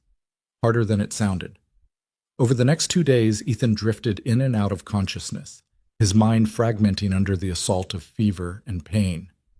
Sometimes he thought he was back at the ranch, checking cattle in the snow. Sometimes he was 17 again, watching his mother die while fever consumed her the same way it was consuming him now. And sometimes he was with Margaret, sitting on the bench outside Brennan's store, her hand warm in his, her voice steady as she told him that moments were all anyone ever had. "I'm sorry," he whispered to the empty tent, though he wasn't sure if he was apologizing to Margaret or to himself or to the life he might not get to live. "I'm sorry I left. I'm sorry I thought I could—" Shh. A cool cloth touched his forehead, and for a moment Ethan thought maybe he'd died and this was whatever came after. But the voice that spoke was Dutch's, rough and practical. "Save your strength, Cole. Doctor'll be here soon. Margaret, we'll get word to her, soon as you're stable, but first you gotta stabilize." Ethan wanted to argue, wanted to explain that Margaret needed to know now, needed to understand that he hadn't chosen to leave her, that the drive had turned dangerous and wrong and nothing like what he'd planned. But the words wouldn't come, and the fever was pulling him back down into darkness. In the depths of that darkness, Ethan confronted the truth he'd been avoiding since the day Margaret had challenged him outside the schoolhouse. He was terrified of dying. Not because of the physical end. He'd made peace with mortality years ago, watching his family succumb to disease. But because dying now would prove his deepest fear correct. That love destroyed. That caring made you vulnerable. That opening your heart meant giving the world a weapon to break you. If he died here, shot by rustlers while trying to build a future with Margaret, it would confirm everything he'd believed for 15 years. Would prove that isolation was safety, that distance was survival, that the only way to protect yourself was to never let anyone matter enough to hurt you. And Margaret would be left alone, having trusted him to come back, having believed he was brave enough to choose connection over fear. The thought was unbearable. Ethan fought the fever with everything he had, fought through pain that made him want to scream, through delirium that tried to convince him he was already dead, through moments of absolute despair when surrender seemed easier than survival. But he thought about Margaret's voice telling him that moments were everything, thought about her hands in his, steady and strong, thought about the life they could build if he was just stubborn enough to live. And slowly, agonizingly, the fever began to break. The doctor arrived on the 5th day, a severe woman named Dr. Catherine Winters, who took one look at Ethan's infected shoulder and started issuing orders like a field general. She cleaned the wound with something that felt like liquid fire, extracted the bullet with a blade that cut deeper than the original injury, and stitched him up with needle and thread while Ethan bit down on leather and tried not to pass out. "You're lucky," she said when it was done. "Another day and you'd have lost the arm, maybe more." "Don't feel lucky," Ethan managed. "Lucky and smart are different things. Smart would have been not getting shot in the first place." But her expression softened slightly. "That said, Sam tells me you saved a boy's life during the stampede. That took courage. Took stupidity. Same thing, most of the time." Dr. Winters began packing her instruments. "You'll heal. The leg will take 6 weeks, maybe more. The shoulder needs rest and clean bandages daily. And the ribs, well, those just hurt. Not much to be done except wait." "When can I travel?" "You shouldn't. Not for at least 2 weeks. Need to get back to Dry Creek. There's always someone." Dr. Winters cut him off. "But that someone would rather have you alive and late than dead and punctual. You'll heal here, then travel when you're strong enough. That's not a suggestion, Mr. Cole. That's medical necessity." Ethan wanted to argue. Wanted to insist he could ride now, injured or not, because every day he stayed here was another day Margaret didn't know what had happened. Another day she might think he'd chosen the drive over her. Another day his absence might confirm her worst fears about whether he was truly capable of choosing connection. But his body had other plans. Even sitting up made him dizzy, and the thought of climbing into a saddle was laughable. Dr. Winters was right. He wasn't going anywhere. "Can someone carry a message?" he asked Sam that evening. "To Margaret, let her know what happened." "Already done. Sent a rider 3 days ago with word that you were injured but alive. Should have reached Dry Creek by now." Sam settled onto a stool beside Ethan's cot. Figured she'd want to know sooner rather than later. Relief washed through Ethan, so intense it was almost painful. "Thank you." "Don't thank me yet. She might ride up here and kill you herself for getting shot." Despite everything, Ethan smiled. "She might at that." The smile faded as another thought occurred to him. "The rustlers. Did Dutch recognize any of them?" Sam's expression darkened. "2 of them. Small-time hired guns out of Helena. The kind of men who'll do anything for enough money." He paused. "Dutch thinks it was a planned hit. Someone knew about the drive, knew the route, knew we'd be vulnerable after the storm. Gaines. Can't prove it. But yeah, that's the thinking." Sam leaned forward. "Thing is, Ethan, this isn't over. Those men failed to take the herd, but they succeeded in slowing us down, costing us money, and nearly killing you in the process. Whoever hired them got part of what they wanted." "Which is?" "Proof that caring about something makes you vulnerable. Proof that the moment you stop protecting yourself every second, someone will find a way to hurt you." The words hit harder than Sam probably intended, because that was exactly what Ethan's old self would have believed, would have taken this injury, this betrayal, this violence, and used it as evidence that love was a liability, that opening himself to Margaret had made him a target, that isolation had been right all along.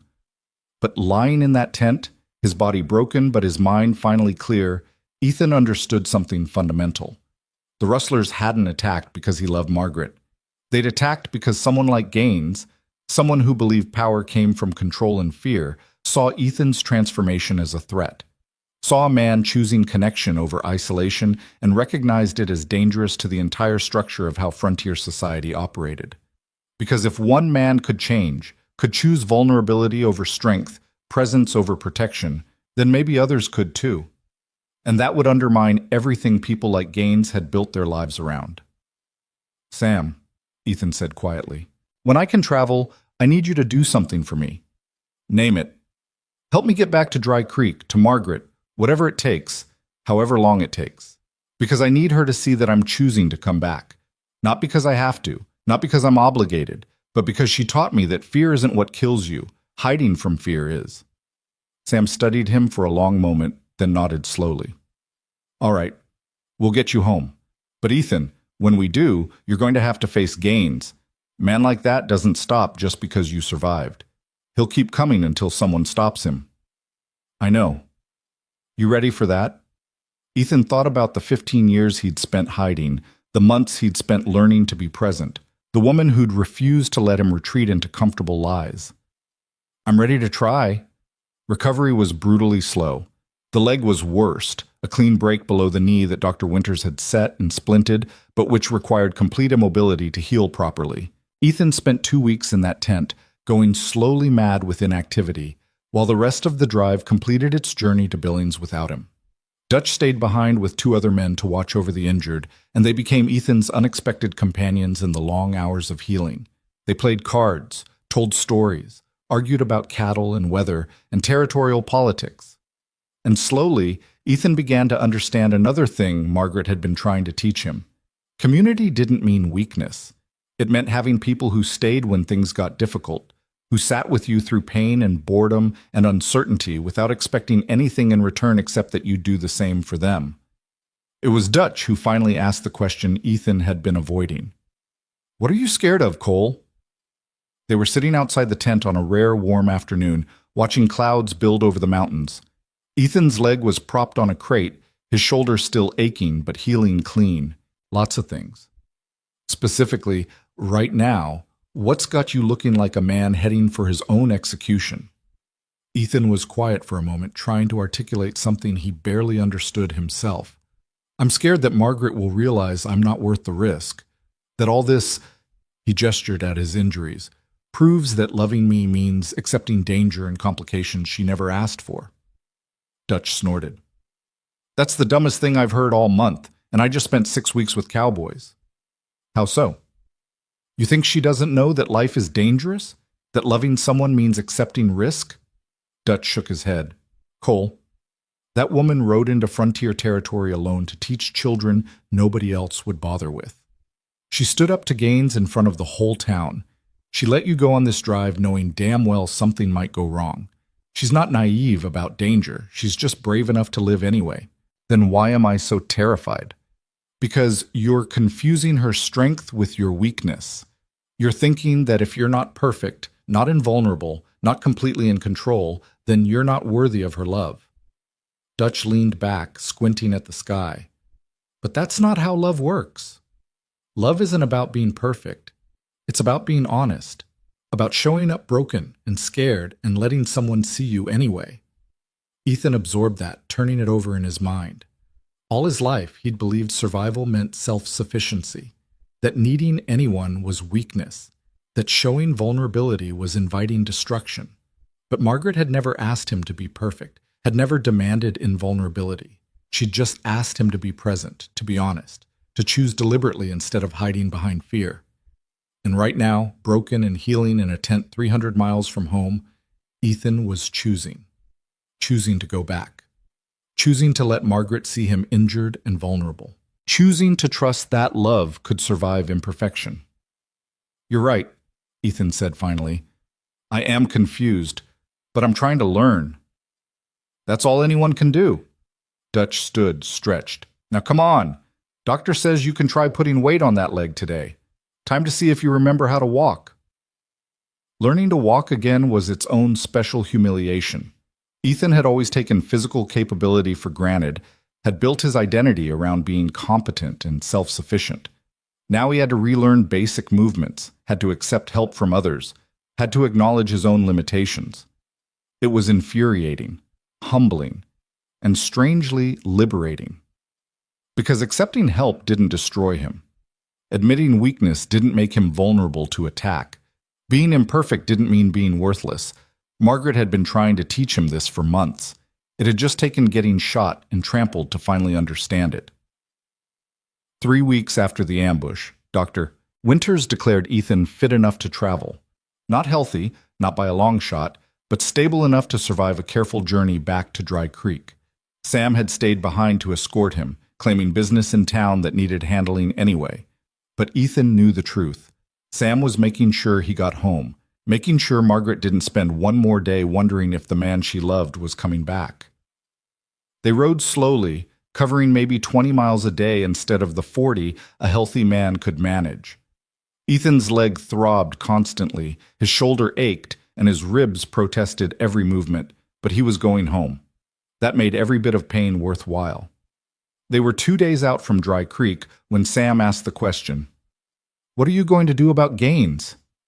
Ethan had been thinking about that for 3 weeks, thinking about power and control, about men who used fear as currency, about the difference between strength and cruelty. I'm going to tell the truth, he said, about the rustlers, about who likely hired them, about what happened on the drive. He shifted in the saddle, trying to ease the pressure on his leg. And then I'm going to let the community decide. Because Margaret taught me that you don't fight control with more control. You fight it with transparency and trust. That's a gamble. Everything's a gamble. But I'd rather gamble on people's decency than guarantee my safety through isolation. Sam smiled. She really did change you, didn't she? She showed me I could change myself. There's a difference. They rode in silence for a while, the mountains growing larger on the horizon, home getting closer with each step. One more thing, Sam said eventually. When you see Margaret and she sees you looking like you lost a fight with a threshing machine, don't apologize. Why not? Because apologizing suggests you did something wrong. You didn't. You made a choice. Things went bad, but you survived and you're coming back. That's not something to apologize for. That's something to celebrate. Ethan thought about that, about the difference between guilt and responsibility, about how his old self would have apologized endlessly, would have used contrition as armor against vulnerability. But Margaret didn't want armor. She wanted honesty. All right, Ethan agreed. No apologies, just truth. Now you're learning.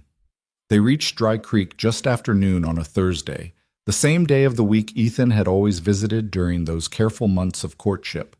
The town looked unchanged, same buildings, same streets, same rhythm of frontier life continuing regardless of individual drama. But Ethan had changed, and as they rode down Main Street toward the schoolhouse, he felt the weight of that change settling around him like a new skin. People stared, whispered. Some called out greetings mixed with concern. News of the ambush had clearly preceded him, probably carried by the rider Sam had sent weeks ago. Everyone knew Ethan Cole had been injured. Everyone was curious about how bad it was, whether he could still work, whether he'd retreat back to his ranch in isolation. Ethan ignored them all. His focus was singular, absolute. The schoolhouse door was closed, class in session. Ethan dismounted carefully, his leg protesting the movement, and limped toward the building with Sam trailing behind. He knocked once, waited. Heard Margaret's voice call out, "Come in." Ethan opened the door. 20 children's faces turned toward him, curious and startled. And there, at the front of the room by the blackboard, was Margaret. She looked exactly the same. Dark hair pinned back, practical dress, sharp eyes that missed nothing. But when those eyes landed on Ethan, taking in his limp, his splinted leg, his arms still held carefully against his chest, the weight he'd lost, the pallor that hadn't quite faded, something cracked in her expression. "Children," she said, her voice remarkably steady. "Please take out your readers and begin chapter 7, quietly.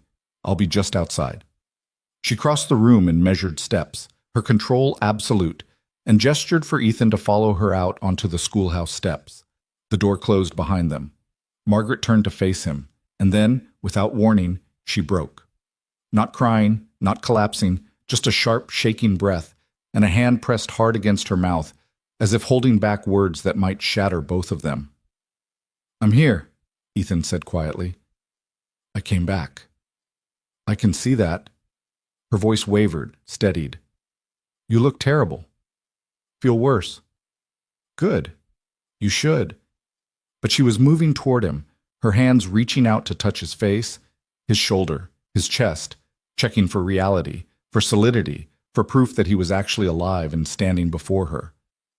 "I thought—" She stopped, started again.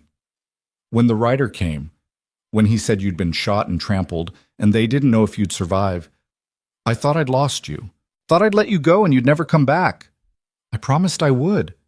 People break promises when they're dying, Ethan." "I wasn't going to die."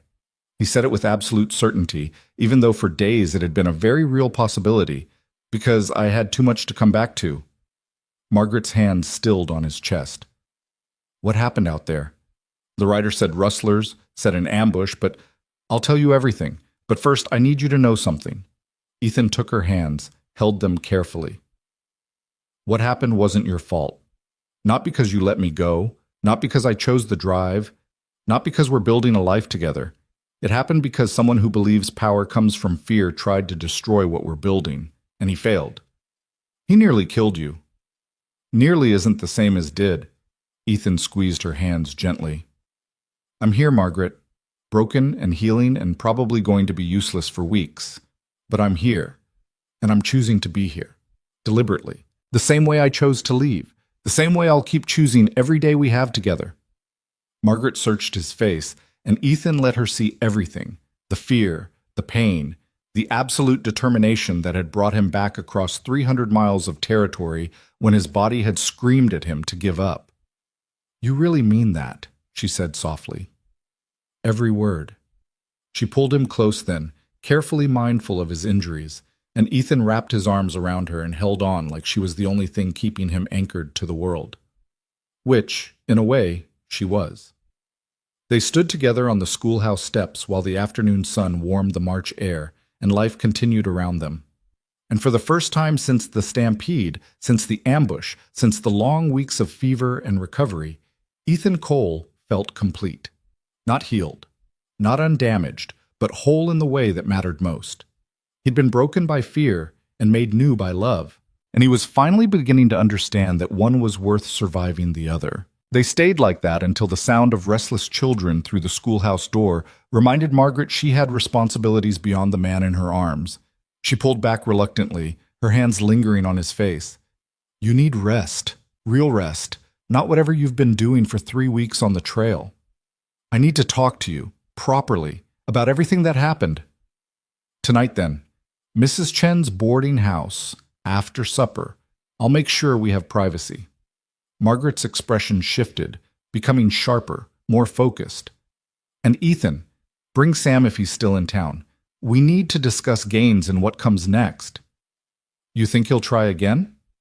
I think men like Martin Gaines don't stop until someone forces them to. And I think we need a plan that doesn't involve you getting shot a second time. Despite everything, Ethan smiled. Yes, ma'am. She kissed him then, quick and fierce, before stepping back into her teacher role as completely as if she'd donned a uniform. Go, find somewhere to rest that leg. And Ethan, I'm glad you're alive. Me too. Sam had secured them rooms at the boarding house, and Ethan spent the afternoon lying on an actual mattress for the first time in weeks, his body slowly remembering what it felt like to be horizontal without canvas overhead. Sleep came in waves, interrupted by pain and restless dreams, but underneath it all was a profound sense of relief. He was home. Whatever came next, he'd face it here, with Margaret, instead of alone in the mountains, convinced isolation was safety. That evening, Ethan limped down to the boarding house's small dining room where Mrs. Chen had set aside a corner table for privacy. Margaret was already there, changed into a simple blue dress, her hair still pinned but with those familiar loose strands escaping around her face. Sam arrived moments later, looking tired but alert. So, Margaret said once they were all seated, tell me everything. Ethan did. He spoke about the drive, the storm, the stampede that should have been tragedy, but had instead revealed something about who he was capable of being. He described the ambush, the hired guns Dutch had recognized, the bullet and the fever, and the long weeks of recovery when death had seemed easier than survival. Margaret listened without interrupting, her face growing harder with each detail. When Ethan finished, she was quiet for a long moment. Gaines orchestrated this. You're certain? Can't prove it in any way that would hold up legally, Sam said.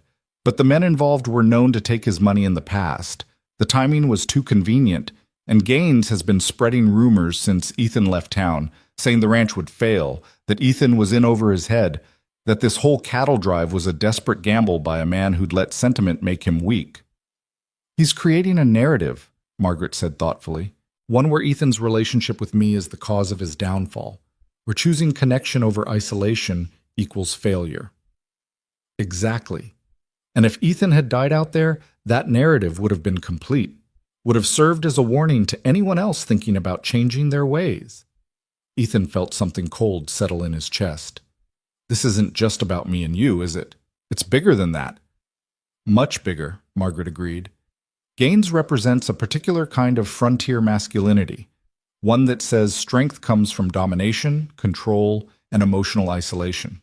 You represent something different, something that threatens the entire structure of power he's built his life around.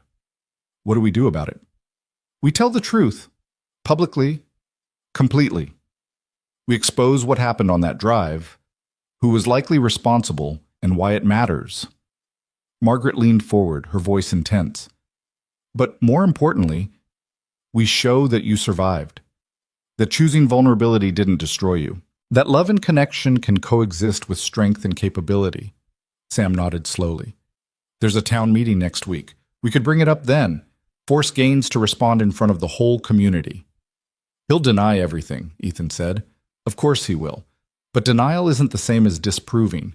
If we present the facts clearly, the timeline, the hired guns Dutch recognized, the pattern of harassment toward Margaret, people will draw their own conclusions. It was a risk, a significant one. Confronting Gaines publicly could backfire spectacularly, could turn the town against them, could result in violence that would make the ambush look gentle. But the alternative was letting fear dictate their choices, was allowing Gaines to control the narrative through intimidation and lies, was proving that his way, isolation, dominance, emotional emptiness, was the only viable path to survival. All right, Ethan said, we do it. But Margaret, this could get ugly. If Gaines feels cornered, then he'll lash out. Yes, I'm aware. Her eyes were hard, determined. But I didn't come to this territory to hide from difficult men. I came to build something better, and that means standing up when standing up is dangerous. She was magnificent, Ethan thought, absolutely terrifying and completely magnificent. There's something else, Sam said carefully. The drive money. We lost 70 head, which means the profit is significantly reduced. Not enough to ruin you, Ethan, but enough that you'll need to make some hard choices about the ranch's future. Ethan had been avoiding thinking about this, had pushed it aside while dealing with more immediate concerns like staying alive. But Sam was right. The financial reality was unavoidable. How bad? Bad enough that keeping 2 full-time hands year-round isn't sustainable. You'll need to scale back, at least temporarily, maybe permanently, depending on how next year goes. Which meant the plan he'd made before leaving, the plan to hire help so he could spend more time in town with Margaret, was no longer viable. At least not in the way he'd imagined. Margaret was watching him carefully. What are you thinking? That I might have to choose after all, between the ranch and being here. The words tasted bitter. Not because I want to, but because I can't afford not to. Or, Margaret said slowly, we find a different way. What do you mean? She glanced at Sam, who nodded as if they'd already discussed this. What if you didn't try to maintain the ranch exactly as it is? What if you adapted it, made it smaller, more manageable, something one person could handle most of the year with help only during critical seasons? That would mean selling off a significant portion of the herd, maybe some of the land. Yes. It would also mean accepting that you can't control everything, can't maintain perfect independence, can't keep pretending you're the same man who bought that land 15 years ago. Ethan felt something shifting inside him. The ranch had been his identity for so long, the physical manifestation of his belief that isolation equaled survival. Letting go of part of it felt like admitting defeat. But maybe it wasn't defeat. Maybe it was evolution. I built that place to be self-sufficient, he said quietly, to prove I didn't need anyone or anything, to create a fortress where loss couldn't touch me. I know, Margaret said gently, but you're not that person anymore, and the ranch doesn't have to be a fortress. It can be something else, a home, a livelihood, a resource, but not a prison. The truth of it was undeniable. Ethan had changed. The man who'd saved Billy during the stampede, who'd fought through fever because he had someone to return to, who was sitting here now planning to confront Gaines publicly, that man didn't need a fortress.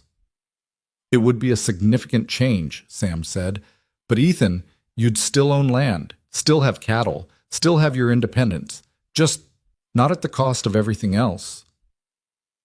Would it be enough? Financially? To support yourself? Yes. To support a family? Sam paused meaningfully. Eventually, Yes, with careful management and Margaret's teaching salary. A family. The word hung in the air between them, heavy with implication. Ethan looked at Margaret, saw something vulnerable in her expression despite her usual composure. "We haven't talked about that," she said. "About marriage, about children, about what we're actually building here." "No, we haven't." Ethan reached across the table, took her hand. "But I think it's time we did." Sam stood, suddenly very interested in something across the room. "I'll just go check on something. Elsewhere. You two talk." He disappeared quickly, leaving Ethan and Margaret alone in the corner of the dining room with the weight of the future pressing down on them. "I want to marry you," Ethan said. Simple. Direct. True. "I wanted to ask properly, romantically, when I got back from the drive. Had a whole plan involving the creek and the cottonwoods and probably making a fool of myself." Margaret's lips twitched. "And now? Now I'm sitting here broken and uncertain about the future, and I still want to marry you. Which seems more honest, actually." "It does." She studied their joined hands. "But Ethan, I need you to understand what you'd be agreeing to. I'm not going to stop teaching. I'm not going to become some quiet rancher's wife who stays home and keeps house and asks no questions. I'm going to keep pushing you, keep challenging the town, keep demanding that people live up to their potential instead of their fears. I know. I'm going to want children, at least one, maybe more, and I'm going to raise them to think critically, to question authority, to believe that strength and vulnerability can coexist. Good. I'm going to disagree with you, frequently, sometimes loudly. I'm not easy, Ethan. I never have been." "Margaret," he squeezed her hand, waiting until she looked up at him. "I don't want easy. I want you. Exactly as you are. Sharp and stubborn and completely unwilling to accept comfortable lies. Even when it's inconvenient? Especially then." She was quiet for a long moment, her dark eyes searching his face. "Ask me properly then. Right now, in this boarding house, with you looking half dead and me looking exhausted. Ask me honestly." Ethan took a breath, let it out, made himself be completely present in this moment, not planning ahead, not calculating outcomes, not protecting himself against potential loss. "Margaret Hale, will you marry me? Will you build a life with me that's honest and difficult and probably chaotic? Will you help me learn how to be present instead of protected, how to choose deliberately instead of hiding behind fear? Will you trust me enough to let me fail sometimes, as long as I keep trying?" Margaret's eyes were bright. "Yes, to all of it, as long as you promise to do the same for me." "I promise." "Then yes, Ethan Cole, I'll marry you." He kissed her then, right there in Mrs. Chen's boarding house, with probably half the town able to see through the windows. Kissed her like she was the only thing keeping him tethered to the world, because in many ways she was. When they finally parted, Margaret was smiling, that rare, unguarded smile that Ethan had learned to treasure. "We should probably tell people," she said, eventually. "First we need to deal with Gaines, get through the town meeting, make sure we're still alive and employed afterward." "Always so romantic." "I'm practical now. You taught me that." "I taught you to be honest. There's a difference." They stayed in the boarding house for another hour, talking through plans and possibilities.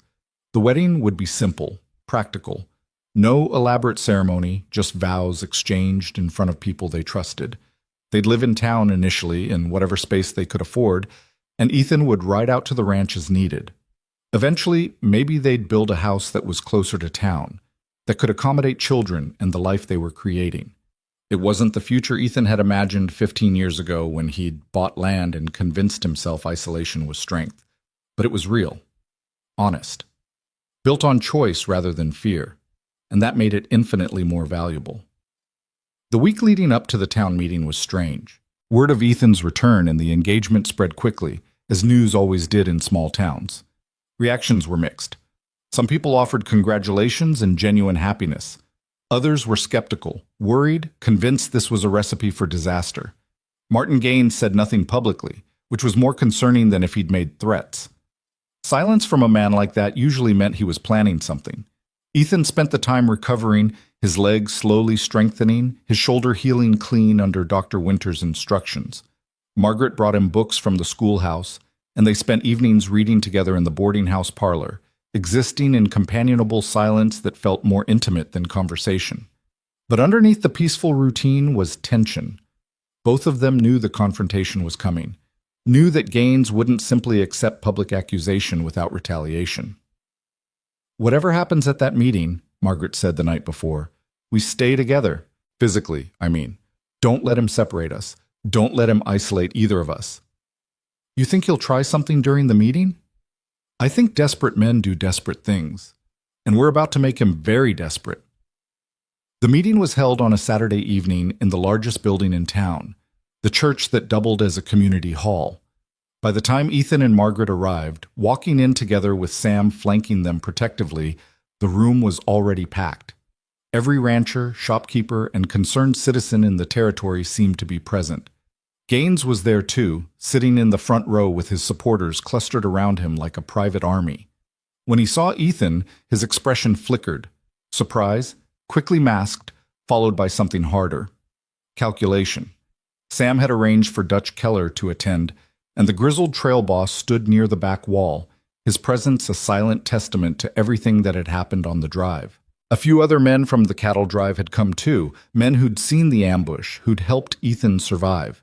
The meeting started with routine business: water rights, road maintenance, territorial taxes. Ethan sat with Margaret's hand in his, feeling his heart rate climbing as they approached the moment when Sam would bring up what really mattered. Finally, Sam stood. "Before we conclude, there's something the community needs to hear about the cattle drive, about what really happened out there." The room went silent. Sam spoke clearly, methodically, laying out the facts. The storm, the stampede, Ethan's injury saving Billy, and then the ambush, the hired guns, the timing, the clear evidence of planning and coordination. "Dutch Keller recognized two of the men involved," Sam said, "known criminals who've worked for certain parties in this territory before. This wasn't random violence. It was organized, deliberate, an attempt to destroy a man's livelihood and possibly his life." Gaines stood. "That's a serious accusation, Hewitt. I hope you have proof." "I have witness testimony. I have the physical evidence of Ethan's injuries. I have the fact that those hired guns disappeared immediately after the attack, which suggests they had somewhere safe to run to." "None of that proves anything about who hired them." "No," Sam agreed. "But it does establish a pattern. Ethan starts courting Margaret. Gaines expresses interest in Margaret. Margaret rejects Gaines. Suddenly Margaret's brake line is cut. Then Ethan announces he's restructuring his life to be present in town. Suddenly he's ambushed during a critical cattle drive. Either that's remarkable coincidence or it's calculated intimidation." Murmurs rippled through the crowd. People were making connections, reassessing old assumptions. Gaines's face had gone red. "You're accusing me of attempted murder based on coincidence and speculation. I'm asking the community to notice patterns and draw their own conclusions." "This is absurd. I'm a respected member of this town. I've contributed more to its development than some hermit rancher and an Eastern schoolteacher who doesn't understand frontier life." "That Eastern schoolteacher," Margaret said, standing up, her voice cutting through the growing noise, "understands that civilization isn't built on intimidation and violence. It's built on trust and accountability. And right now, Mr. Gaines, I'm asking you to be accountable." "For what? For wanting to protect this town from people who destroy it with soft thinking? For trying to murder a man because he dared to change, because he chose connection over isolation, because he represented a future you're terrified of, one where strength doesn't require cruelty, where men can be vulnerable without being weak, where power comes from community rather than control." The room was riveted now, everyone watching this confrontation play out. Gaines stepped toward Margaret, his body language aggressive. "You don't know what you're talking about. This territory requires hard men making hard choices, not school teachers playing at social reform." Ethan stood, moving to stand beside Margaret despite his legs' protest. "She knows exactly what she's talking about, and so do I, because I used to think the same way you do. Used to believe isolation was survival, that caring made you vulnerable, that the only way to protect yourself was to never let anyone matter." And look where that thinking got you. Shot, nearly killed, barely able to walk.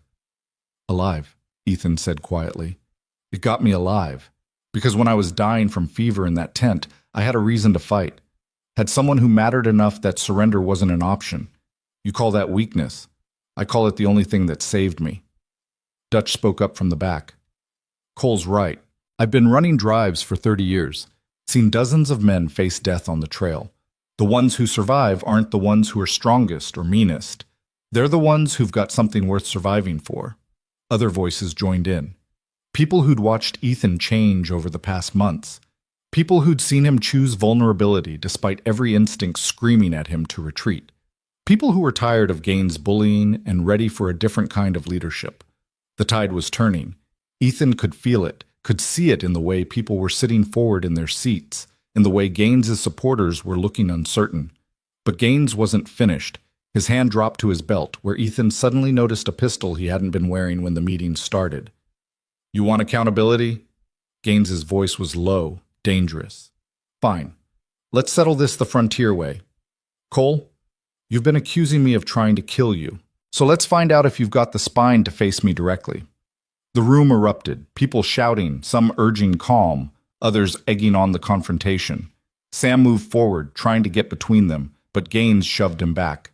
Just you and me, Cole. Right now, outside. We end this. Ethan felt Margaret's hand tighten on his arm, felt his own fear rising, not of death, but of proving Gaines right, of letting violence be the final arbiter, of falling back into the old pattern where strength meant domination and survival meant eliminating threats. No, he said clearly. The room went silent. What?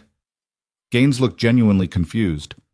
I said no, I'm not going to fight you. Not going to let you turn this into some demonstration of frontier masculinity where whoever's faster with a gun wins the argument. You're a coward. Maybe. Or maybe I just understand that real strength isn't about who can hurt who worse. It's about building something that lasts, something that doesn't require violence to maintain. You're weak. You've let this woman make you weak. She's made me honest. There's a difference. Ethan took a breath, made himself speak the truth he'd been learning for months. I spent 15 years hiding on a ranch, convincing myself I was strong because I needed nobody. But I was just scared. Terrified of being hurt again, of losing what I cared about. Margaret didn't make me weak. She made me brave enough to admit I was already broken, and brave enough to try healing. Gaines stared at him, comprehension finally dawning. You really believe that? You actually think refusing to defend yourself is courage? I think defending myself doesn't require killing you. I think I can stand here, injured and imperfect and completely vulnerable, and that doesn't mean I've lost. It means I've chosen a different battlefield. For a long moment, nobody moved. The entire room was frozen, watching this confrontation that had started as violence and transformed into something else entirely. Then Dutch spoke again. He's right, Gaines. You can shoot him if you want. Prove you're faster, prove you're willing to kill, but it won't change what everyone here just witnessed. Won't erase the fact that Cole stood here and chose honesty over violence, and won't stop the rest of us from holding you accountable for what you've done. Other voices joined in. Agreement. Support. A collective decision that violence wasn't acceptable, that Gaines' way wasn't the only way, that maybe this territory could build something better than fear and domination. Gaines looked around at the room, saw his power evaporating, and something crumbled in his expression. He wasn't going to shoot. Not here, not now, not with dozens of witnesses and a community that had suddenly decided they were tired of being controlled. You're all fools, he said finally. This town will collapse without strong leadership, without men willing to do what's necessary. Then maybe we don't need strong leadership, Margaret said. Maybe we need honest leadership. Maybe we need people who are willing to be vulnerable enough to admit when they're wrong, brave enough to change, and committed enough to build something based on trust rather than fear. Gaines holstered his pistol, his movements stiff with fury. He walked toward the door, his remaining supporters trailing behind him. At the threshold, he turned back. This isn't over. Yes, Ethan said quietly. It is. You just don't know it yet. Gaines left. The door slammed behind him, and the room erupted into conversation, excited, relieved, overwhelmed. Sam moved to Ethan's side. That was either the bravest thing I've ever seen or the stupidest. Probably both, Ethan admitted. His leg was shaking from standing so long, his shoulder aching, his entire body exhausted from the confrontation. But it's done. We told the truth. The community heard us, and Gaines knows he's lost. He might retaliate.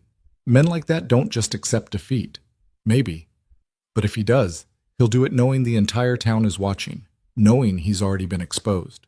Ethan looked at Margaret, and knowing that fear doesn't control us anymore. The meeting concluded shortly after.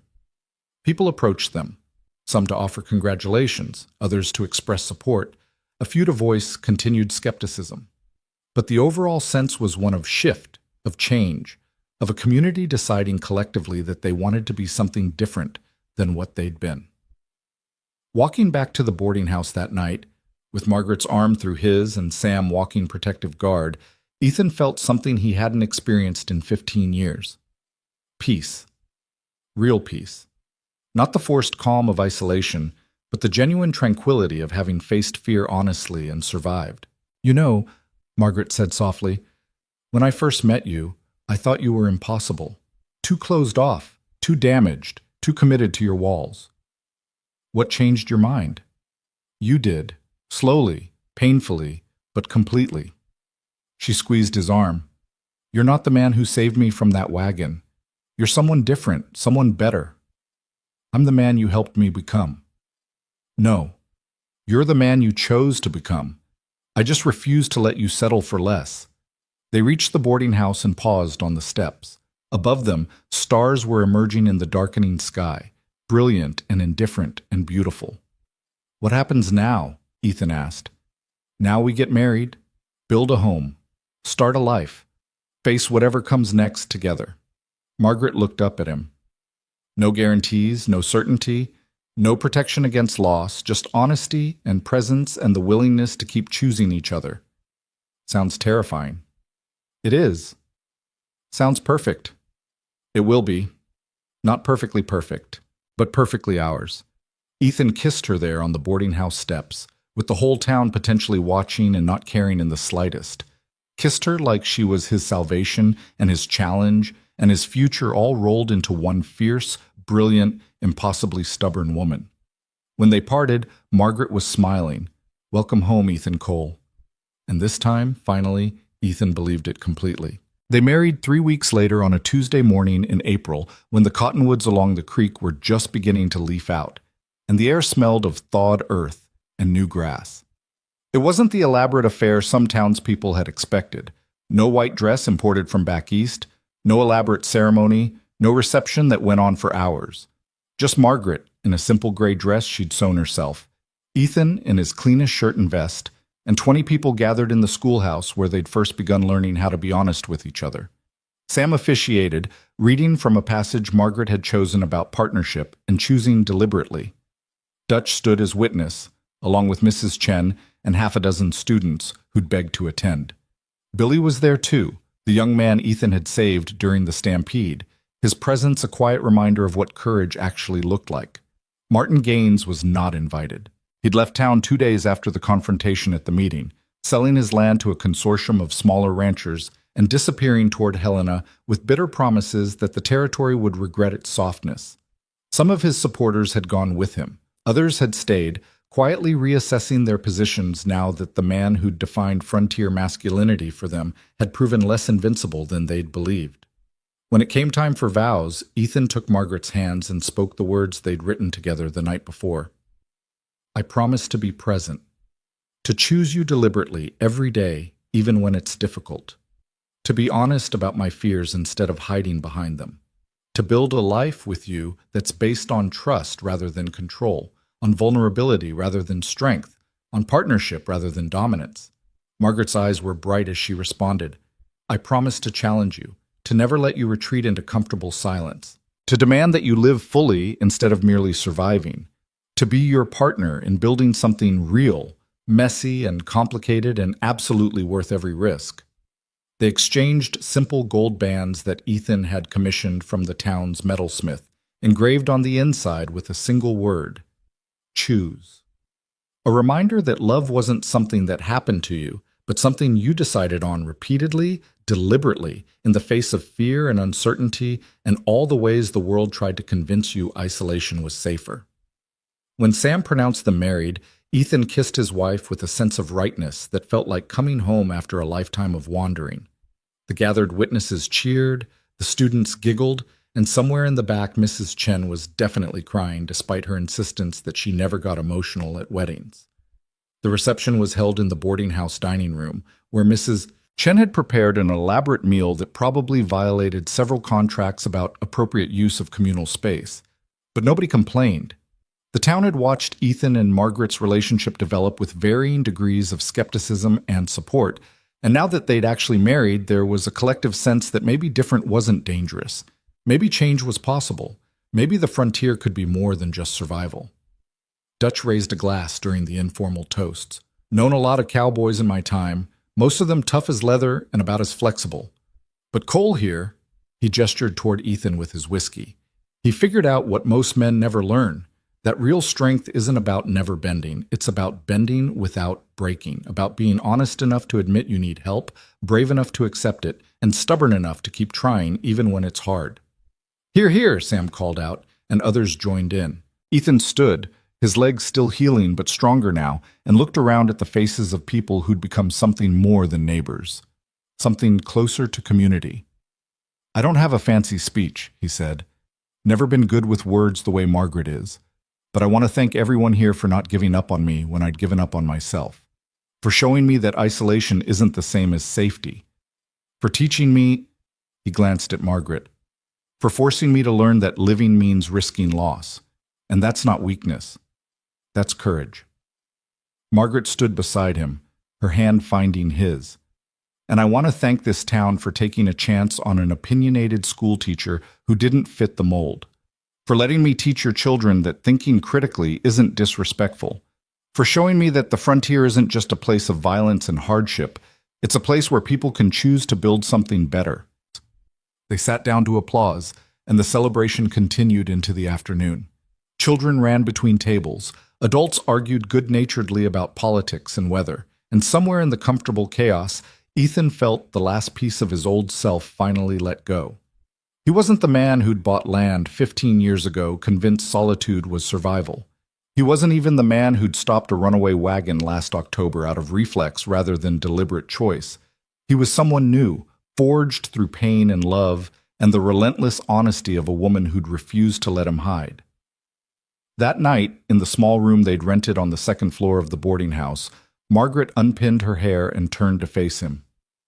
"Are you scared?" "Terrified," Ethan admitted.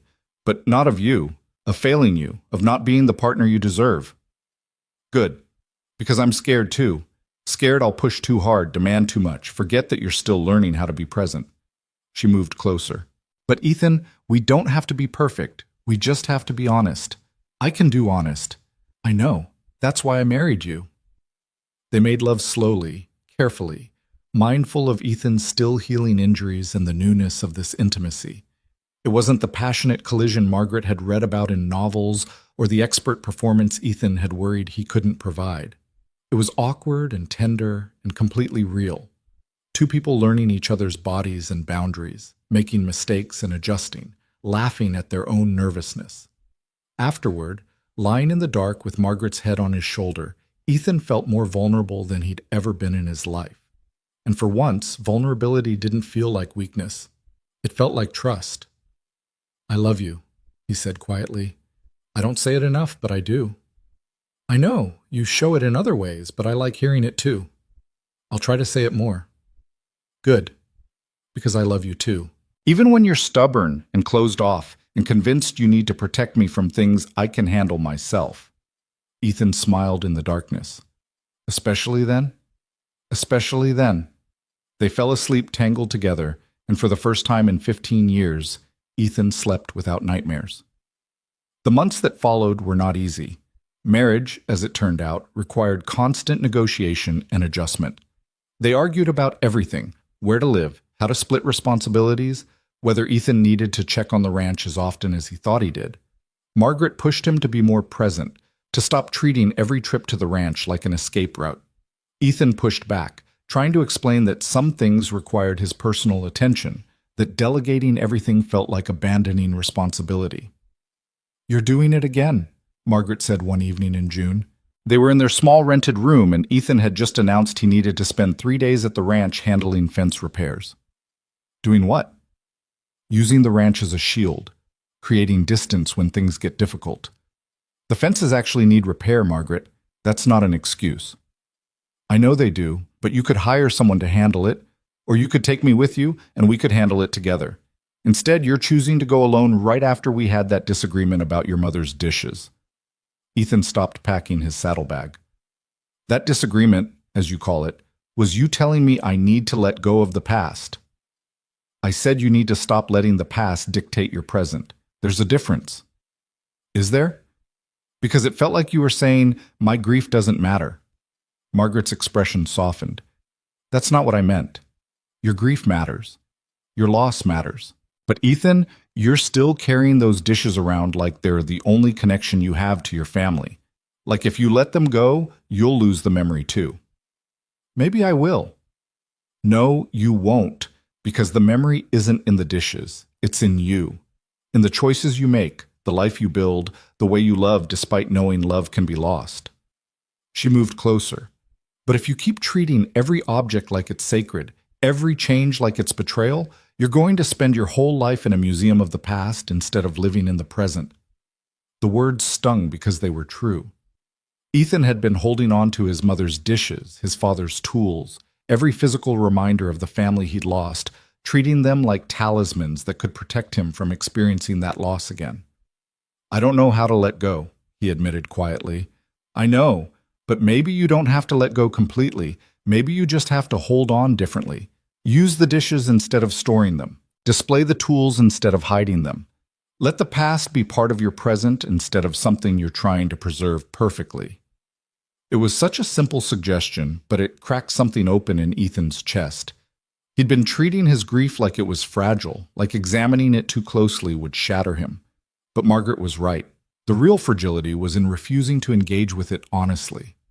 Come with me, he said suddenly, to the ranch. Help me figure out what to keep and what to let go. Help me turn it into something that's ours instead of just mine. Margaret smiled. Now you're learning. They spent 3 days at the ranch together, and it was the first time Margaret had seen the full scope of what Ethan had built over 15 years. She walked the fence lines with him, examined the modest herd he'd kept after selling off the majority, explored the small cabin that had been his home for so long. It's lonelier than I expected, she said, standing in the cabin's main room. I thought it would feel peaceful, but it just feels empty. It was peaceful once, before I understood the difference between peace and isolation. They went through his possessions together, deciding what mattered and what didn't. Some things they kept. His mother's dishes, which they packed carefully to bring back to town. His father's best knife, which had genuine utility. A quilt his sister had made, which Margaret immediately claimed for their bed. Other things they sold or gave away. Duplicate tools, excess furniture, the defensive stockpile of supplies Ethan had accumulated like armor against an uncertain world. And some things they burned. Letters from people Ethan no longer remembered. Documents from legal disputes that no longer mattered. Physical remnants of a life built on fear rather than choice. Standing by the fire pit watching papers curl and blacken, Ethan felt something release. Not his grief, that would always be part of him, but the desperate need to control it, to preserve it perfectly, to let it define every choice he made. This feels significant, Margaret said softly. It is. I'm letting go of the man I thought I needed to be, making space for whoever I'm becoming. And who's that? Don't know yet. Still figuring it out. He took her hand. But I know I want you beside me while I do. They returned to town with a wagon full of carefully chosen possessions and a shared sense that something important had shifted. The ranch was still Ethan's responsibility, still part of his livelihood, but it was no longer his identity, no longer the fortress he retreated to when the world felt overwhelming. By August, they'd saved enough to rent a small house on the edge of town. Nothing fancy, just 2 rooms and a kitchen, but it was theirs. They moved in together, combining their possessions into a space that reflected both of them. Margaret's books lined shelves Ethan built. His mother's dishes held food Margaret cooked. The quilt his sister had made covered their shared bed. It was imperfect and crowded and absolutely right. In September, Margaret realized she was pregnant. She told Ethan one evening while they were washing dishes together, a routine they'd developed where he washed and she dried and they talked about everything and nothing. "I'm going to have a baby." Ethan's hands stilled in the wash water. "You're certain?" "Dr. Winters confirmed it this afternoon, due in late April, early May." 1,000 thoughts crashed through Ethan's mind simultaneously, joy and terror in equal measure. The overwhelming responsibility of bringing a child into an uncertain world. The fear that he'd fail as a father the way he'd failed at so many other things. The absolute certainty that this tiny person he hadn't even met yet was already the most important thing in his life besides Margaret. "Ethan?" Margaret's voice was uncertain. "Say something." He turned to face her, his hands still dripping with dishwater, and saw the same mixture of emotions reflected in her expression. She was scared too, thrilled and terrified and completely unprepared despite all her education and confidence. "I don't know how to be a father," he said honestly. "I don't know how to be a mother. We're going to make so many mistakes." "Probably. But we'll make them together, and we'll be honest about them instead of pretending we have all the answers." Margaret took his wet hands in hers.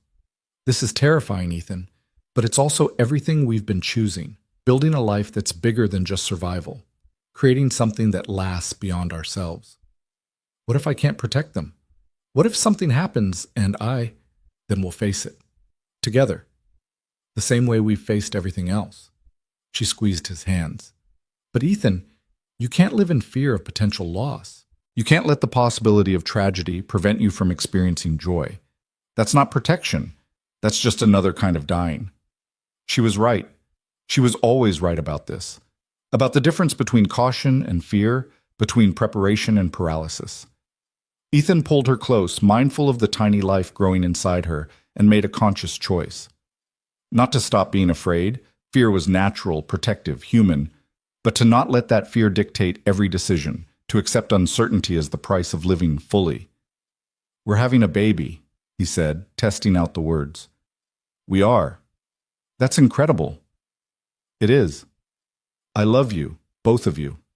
Margaret laughed, the sound bright with relief and joy. "We love you too." The pregnancy progressed through fall and into winter. Margaret continued teaching as long as she could, finally stepping back in February when her growing belly made it difficult to move between desks.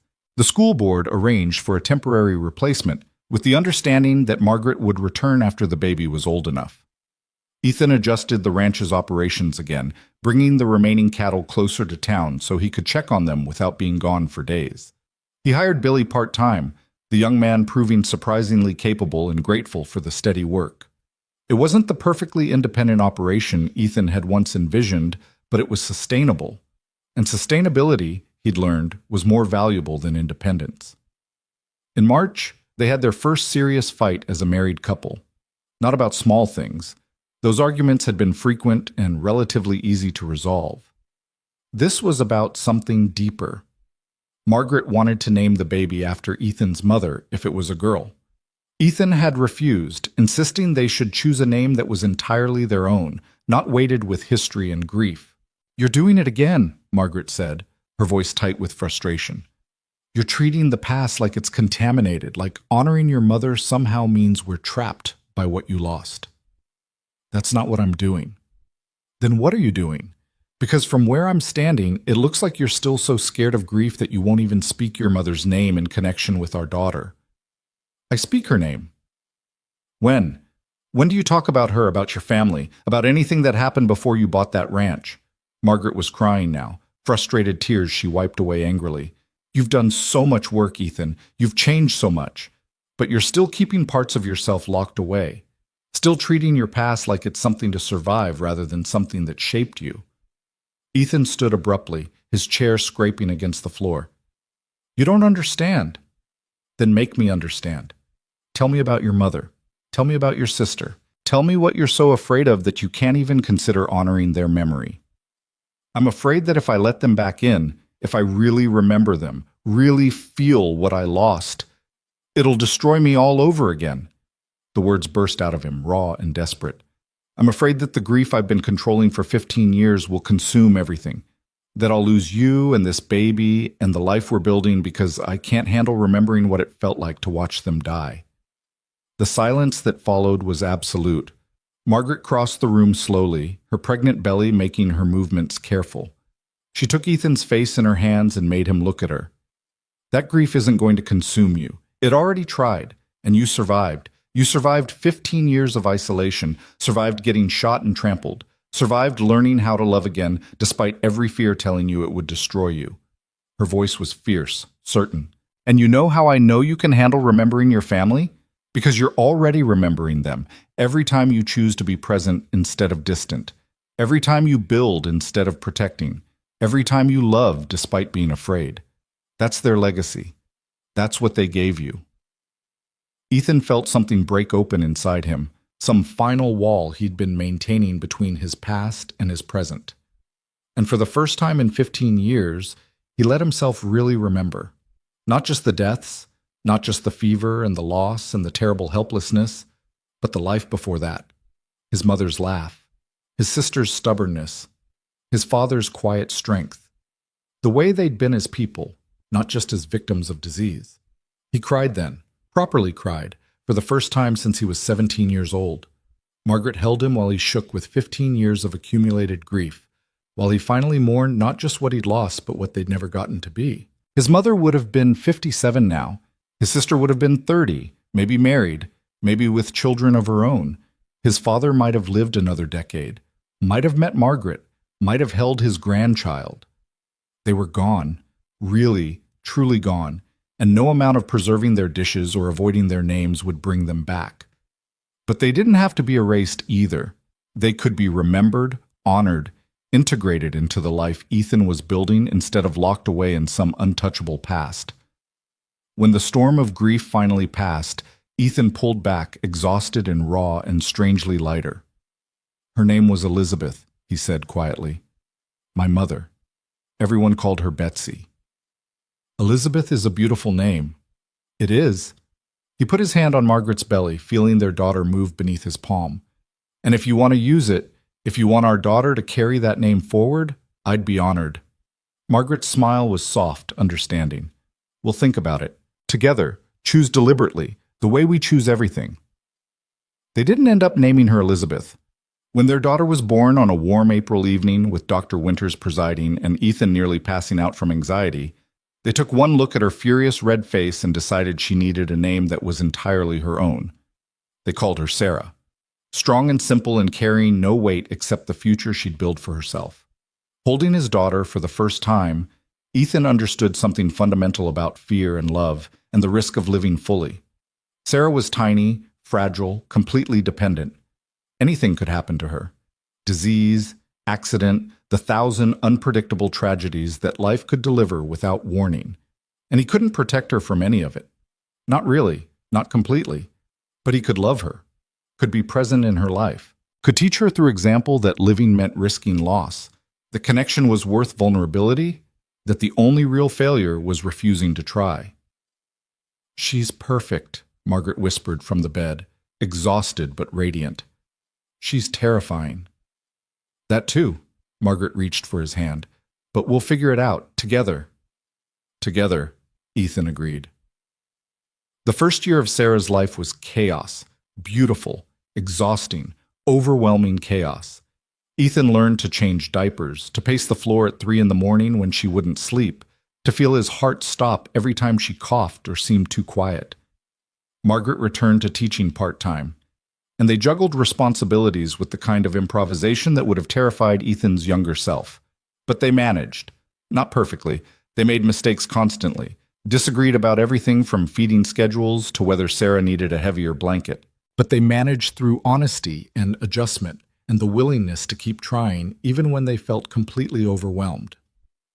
Billy took on more responsibility at the ranch, proving capable enough that Ethan began to consider making him a partner rather than just an employee.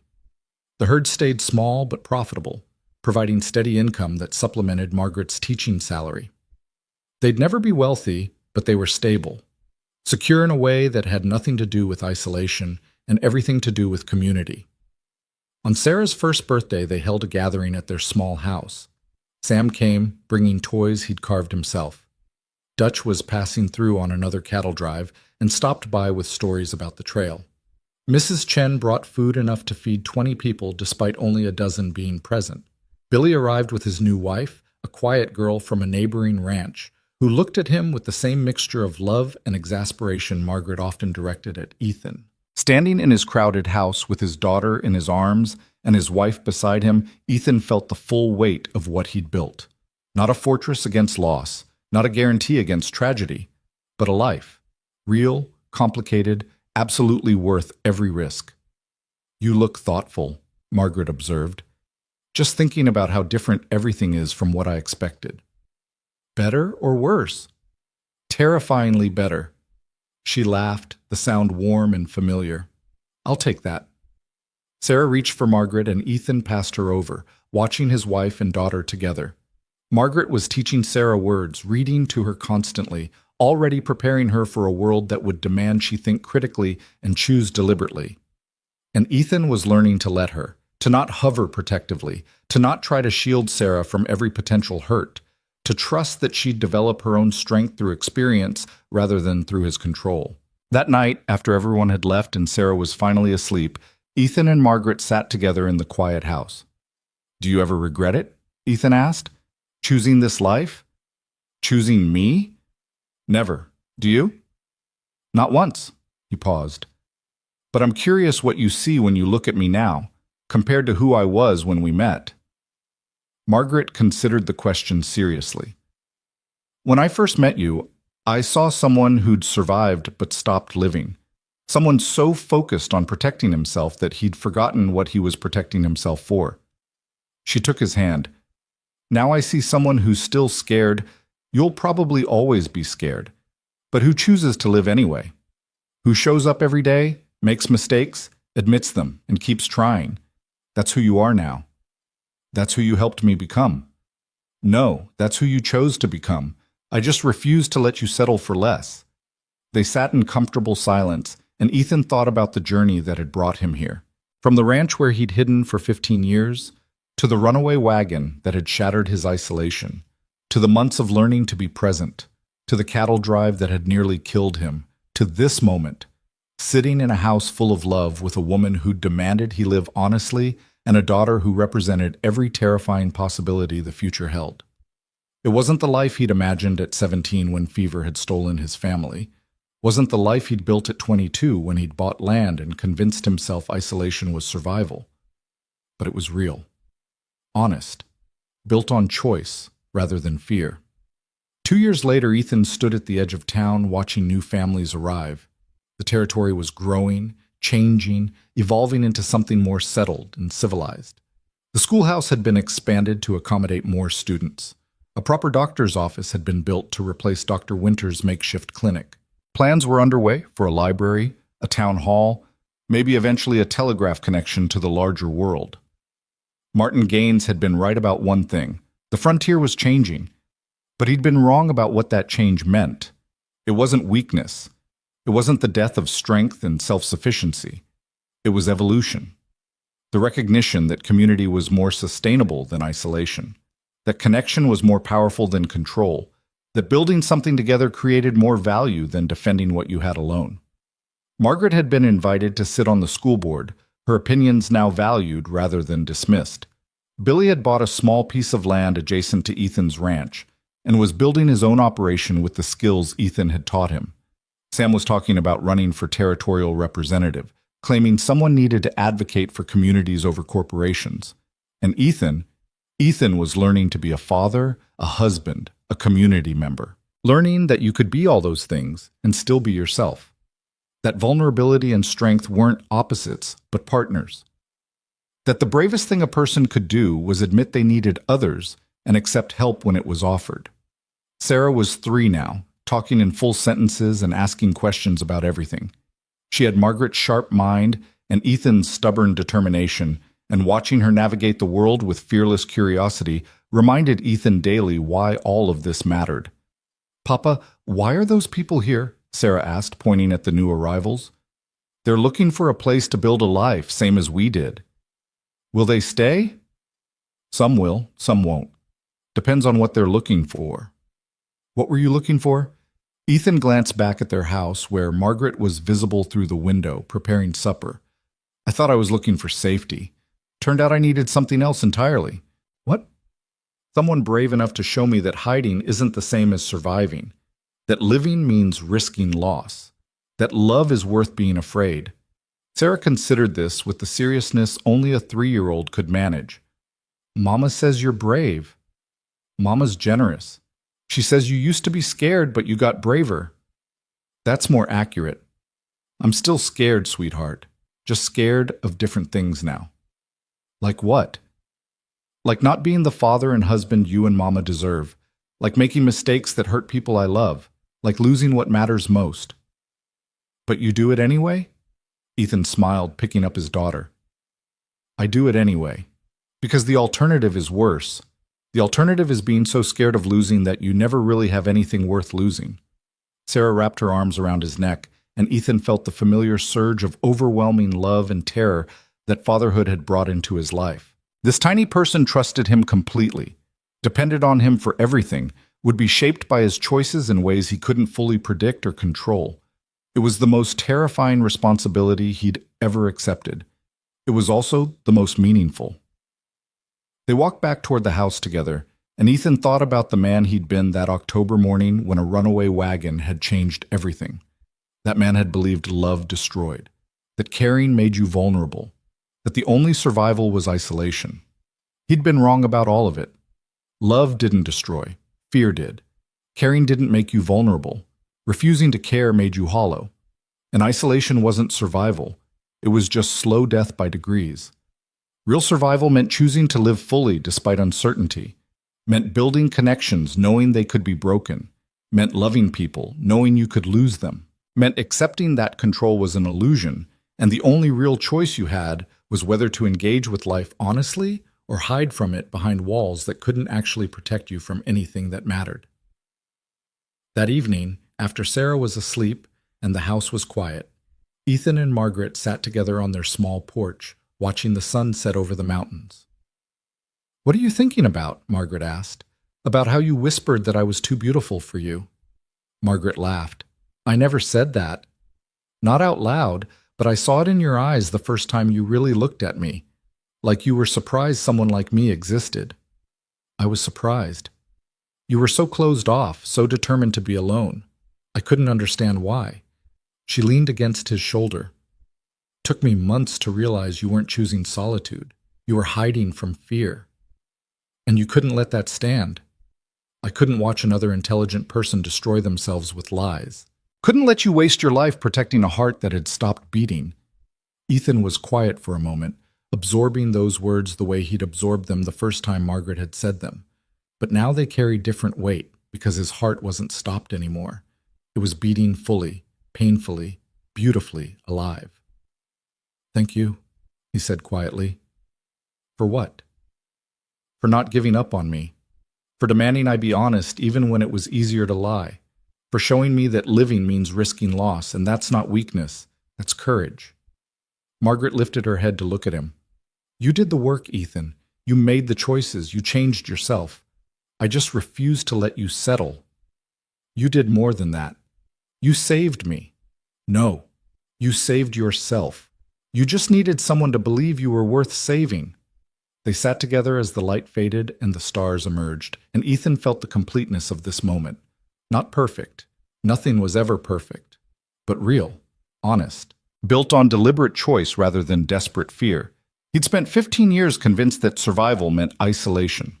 Had built a fortress around his heart and called it strength. Had believed that caring about anything or anyone was inviting destruction. Margaret had proven him wrong about all of it, had shown him through patient, relentless honesty that real strength came from vulnerability. That survival wasn't enough.